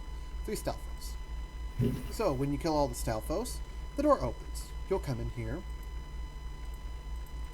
We'll put another door. And we'll mark off the room like this. And there you have it. Now, what you want to do quickly is go back to your entrance screen. Side warp. Instead of scrolling warp, you're going to do entrance exit. We're going to set it to DMAP 0, screen 1. And we'll go here. Tile warp to make sure it all works. Perfect. Now, we'll go back into the player real quick to show off what the dungeon looks like.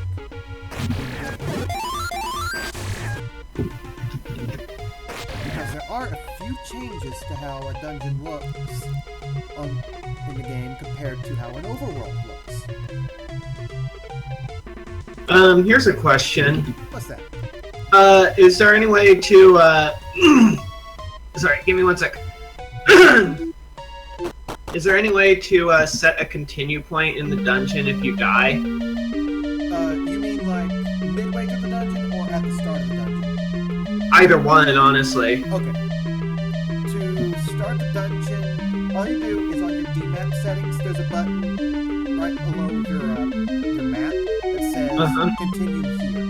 And then right below where you select the rooms for your DMAP, you click, there's compass and continue. You set the value for continue to the room you want to continue at. So Gotcha. What you do with that is it goes down first, then to the right. Row column. So this screen, row 7, column 4. So it's 7, 4. So we'll go here. We have a locked door that we can't get through. And so we have pirates that we just viciously murdered for some odd reason. The door opened. Now we can go through. And this is all we have for now. Now, to show you guys the continue point, we hit continue. And we continue right here in this dungeon, just like I decided.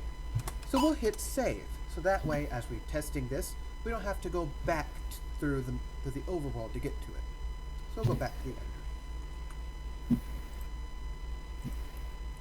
Now Shoot, what? sorry, well, I have to hop out for now. Would you be able to help me with the dungeon part again later? Do what? I have to hop out for now. Would you be able to just run me through the dungeon stuff Sure. of later? Thanks. Yeah, plus the video will be available on YouTube.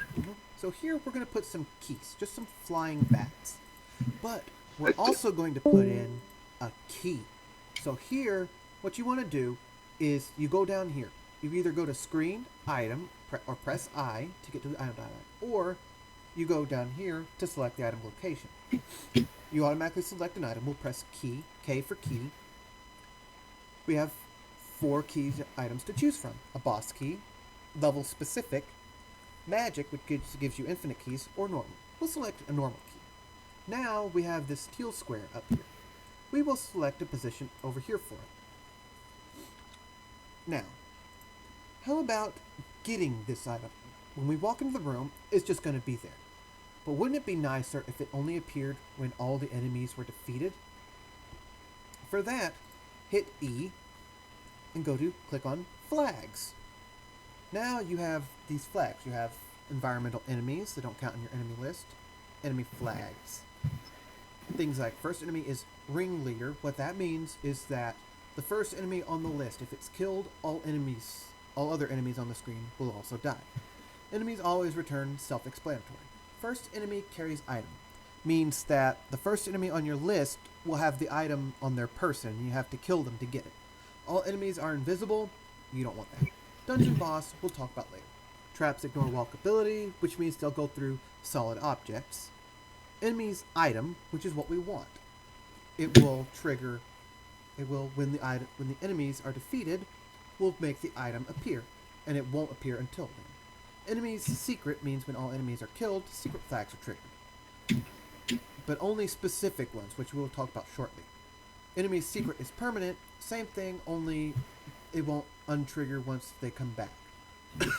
So click enemies, item, hit OK. Oh dear, phone call. Give me a moment. I'll get it.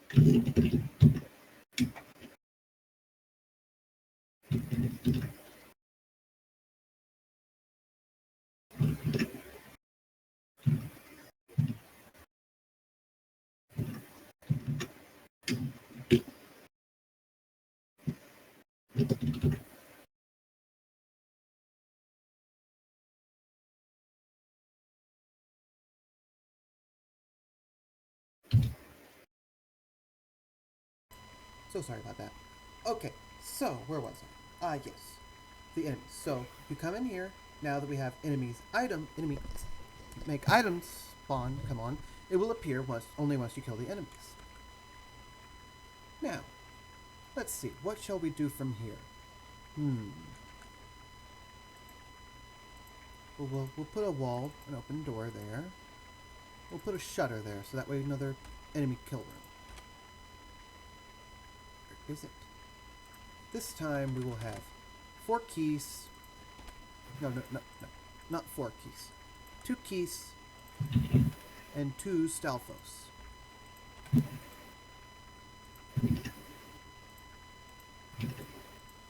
But this time we don't want the shutter to open if all the enemies are killed.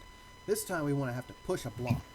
So we'll go down to combo flag, push block, 4-way trigger, and put it on one of our blocks. Any one of the 4 will do. But how do we trigger it? This is where screen data comes into play. Screen data gives you, that's where your enemy flags are, but also screen flags. Here, all we're concerned about is blocks, shutters, which means once you push a block, it opens the shutter. You've got other things here, but those aren't too important at the moment. So, we need an under combo for this block as well. So we'll go set that. Now, another thing that we need to talk about is more combo flags. We've got Armo's Secret, which will trigger the secret flag if put under an Armos. This isn't super relevant, but is there any reason that it's called a combo? I think it's because it's a combination of walkability and tile, among other information. Now, when it says secrets, what it always means is these 16 right here. 16 through 31. Secret tiles 0 through 15. If you go into secret combos, you have all these triggers, but you also have miscellaneous. Over here, you have flags 16 through 31. 16, 17, 18. Goes left to right, top to bottom. Those are special flags that are only triggered when certain screen flags are true, or you trigger another trigger. That's what the second of the trigger self is for. If you do just 94, that's all it does. If you do 95, then it will trigger itself plus all the secret tiles on the screen. So, now, the thing with these combos, these are push weight, which means you can push them if the flag is appropriate, but if there are enemies on the screen, you can't push it at all. So, we will open this up.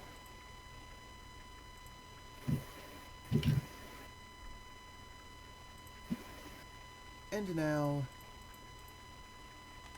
we will put this here. Let's put some stairs down as well. So we'll go down and we'll select stairs A. Put that there along with a warp arrival square right on top of it. We'll put a push block there. It doesn't matter. It doesn't need any screens right now. It doesn't need any enemies, because we've already got enemies. But what's this going to do? We're going to go to screen, tile warp. Instead of cave item seller, select passageway. Select DMAP 3 again, and do screen 43. Place down another stair. We'll say right there, and we'll do this too. Now from here, tile warp, screen 53, passageway type, go back to DMAP 3 to link back here. So now that they're linked, what do? We're going to go doors, open, open, and boss, because up here is going to be our boss door. Here we're going to have door, shutter. We're going to have another door, shutter. And I will be right back.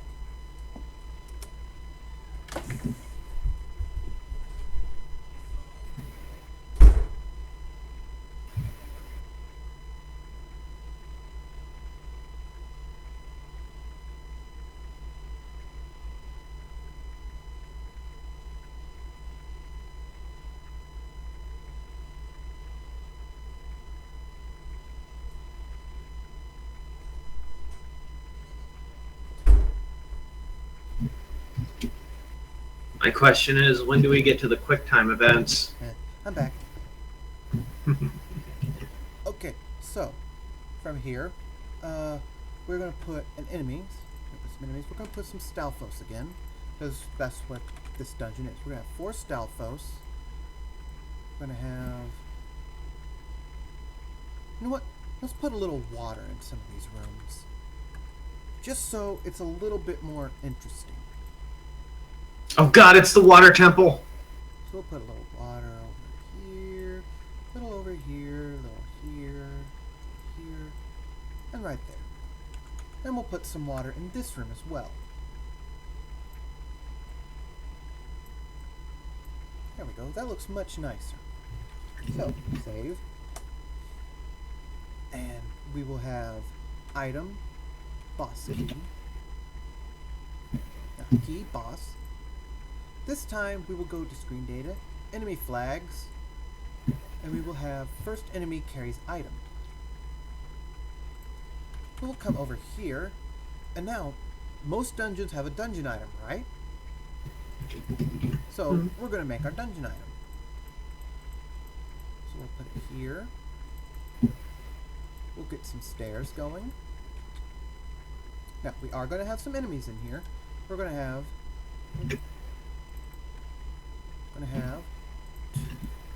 two stealth folks, just two. We'll put that there, and let's see, we need 4-way trigger flag. We need our under combo again. We always need an under combo if we're pushing a block. So we'll check this one as well, make sure we did that. And we did, good. Here, we'll leave this as cave item seller. So we'll put that there. We don't need a screen or anything. This time we'll say room type, special item. What's our special item going to be? We're going to have bombs.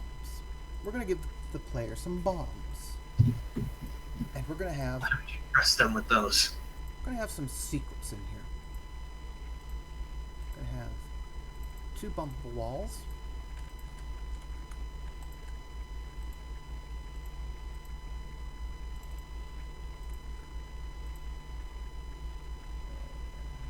Doors, bumpable.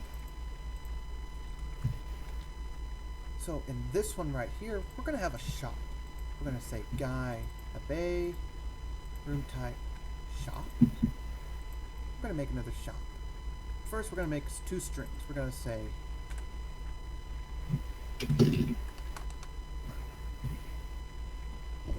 this one says out of bombs by mine. And the second one will say feed dongo something that made a boom. So we'll give this one, since this is our shop, we'll say out of bombs by mine. Shop type, we'll say 1. What's our shop going to be? It's going to be bombs, of course. So bomb.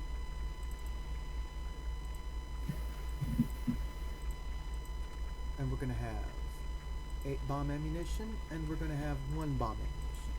So for a normal bomb, it's going to be 15 rupees. For this, it's going to be 20 rupees, and for this, it's going to be 5. We don't want arrow ammunition, we want bomb ammunition 1. There we go. This gives 1, this gives 4, and this gives 8. Actually, let's bump this up to 30. No, 25. Gotta make it worth buying. So over here, we're going to say guy, a bay. No room type, we're just going to have a message string.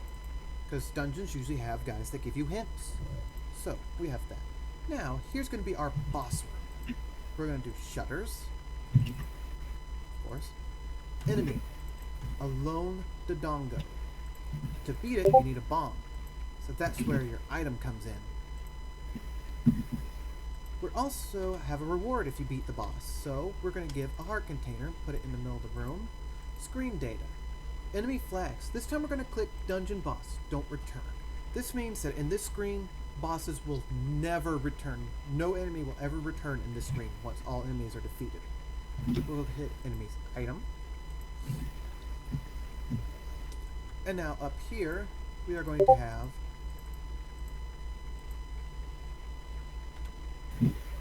I had a quick thought. Oh, sorry. Of the dungeon, we're going to have the Triforce. Now, to make this work, what it does, you grab it, you get the Triforce for the level.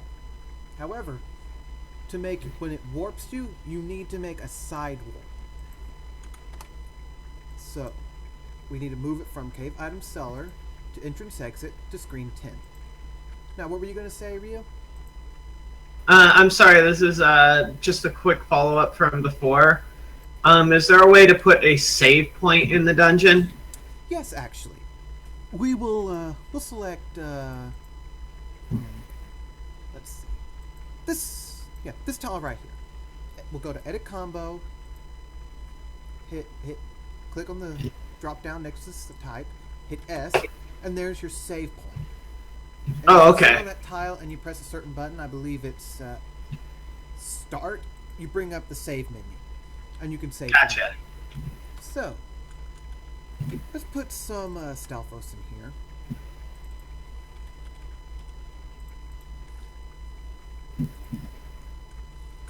I think our dungeon's looking pretty nice. Mm-hmm.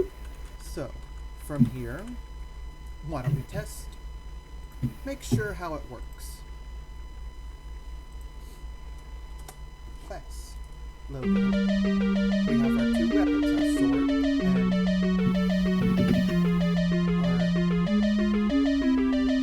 ugly, burnable things. We gotta burn the pieces.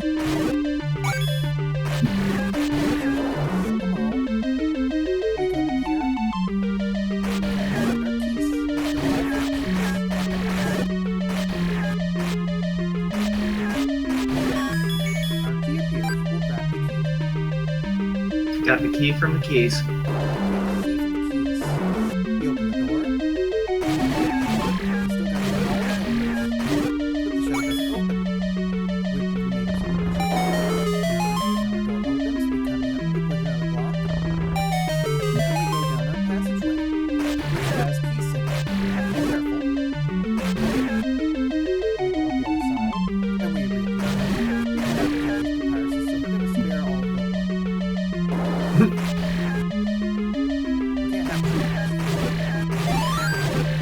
It's so weird seeing like the turning anime, like turned sprites for these characters. There, right there, is our item. Our dungeon item. Now, you don't have to put them in an item. You can just leave them out in the open for players to find.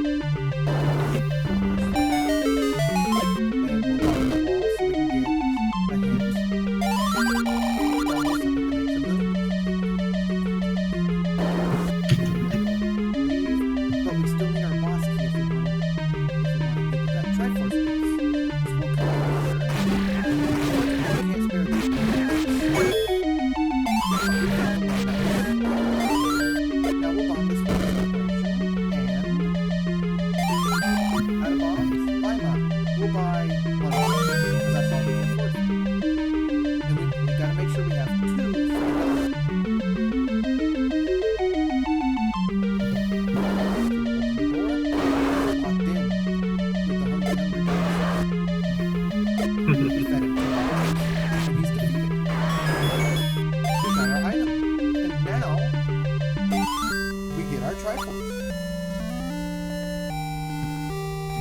Now, here's a relevant question regarding like the Dodongo fight.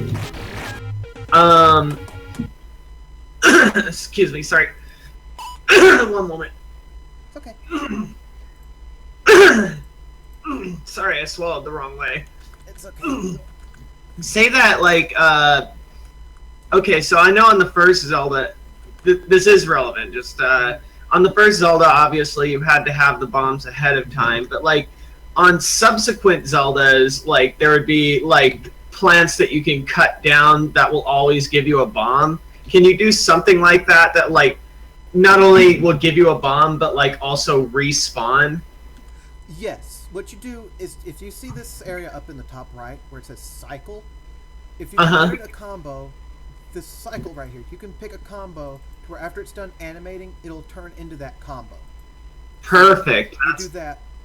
Now, the way you can make it always drop bombs is if you go to miscellaneous data, item drop sets. You have all these right here.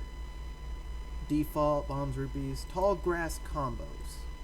And that gives you your specific ones. Unfortunately, as far as I'm aware, there's no way to make a bush that uses a specific item drop set, only enemies.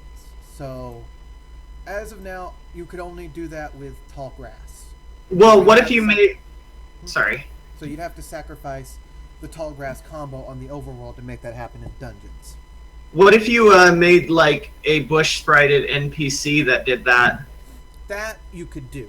If you Perfect. also made a script that would automatically respawn it and didn't make it have any death sounds, then you could do that. Because then, this is technically outside the scope of this. Right, So yeah, I'm sorry. Enemies.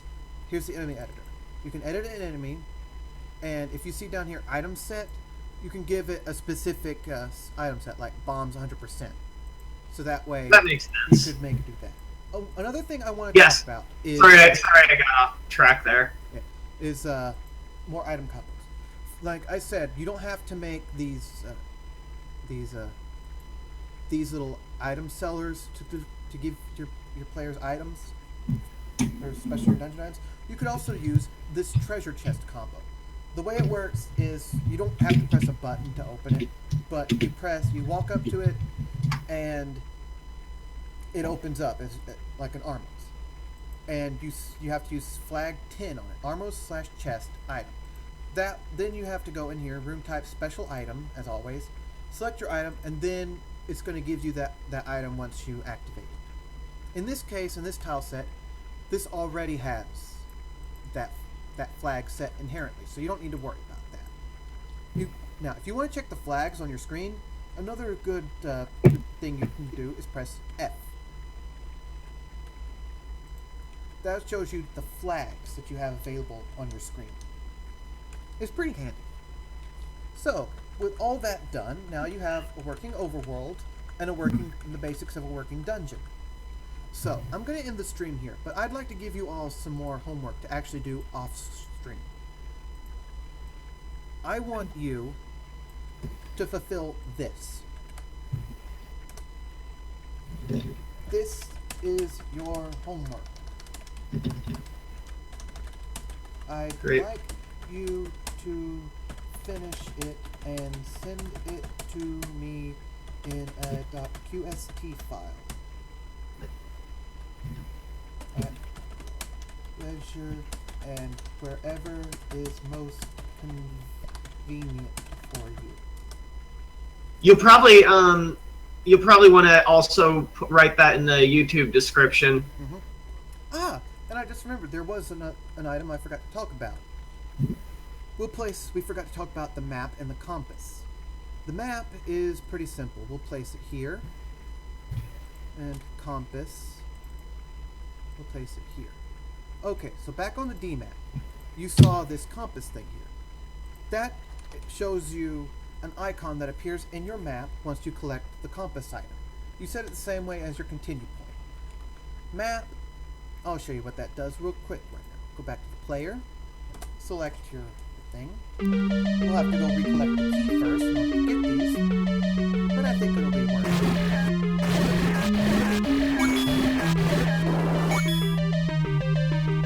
So we'll collect the key from the keys. And burn it as well. That's what I can do.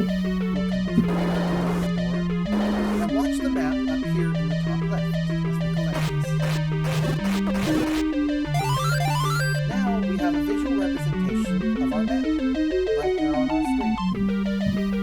So now we can see what rooms there are in the dungeon, where else we have left to go. So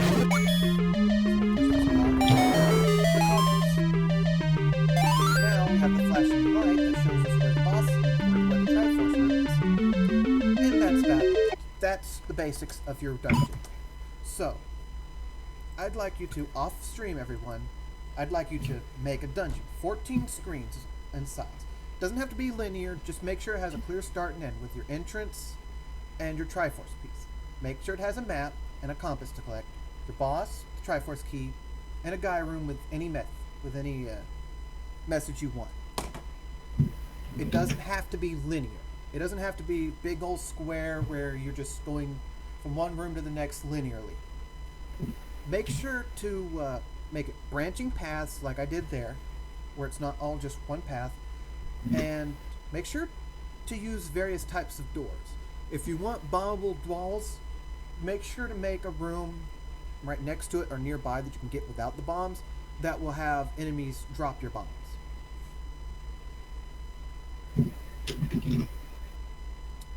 And that's really all there is to the basics of this.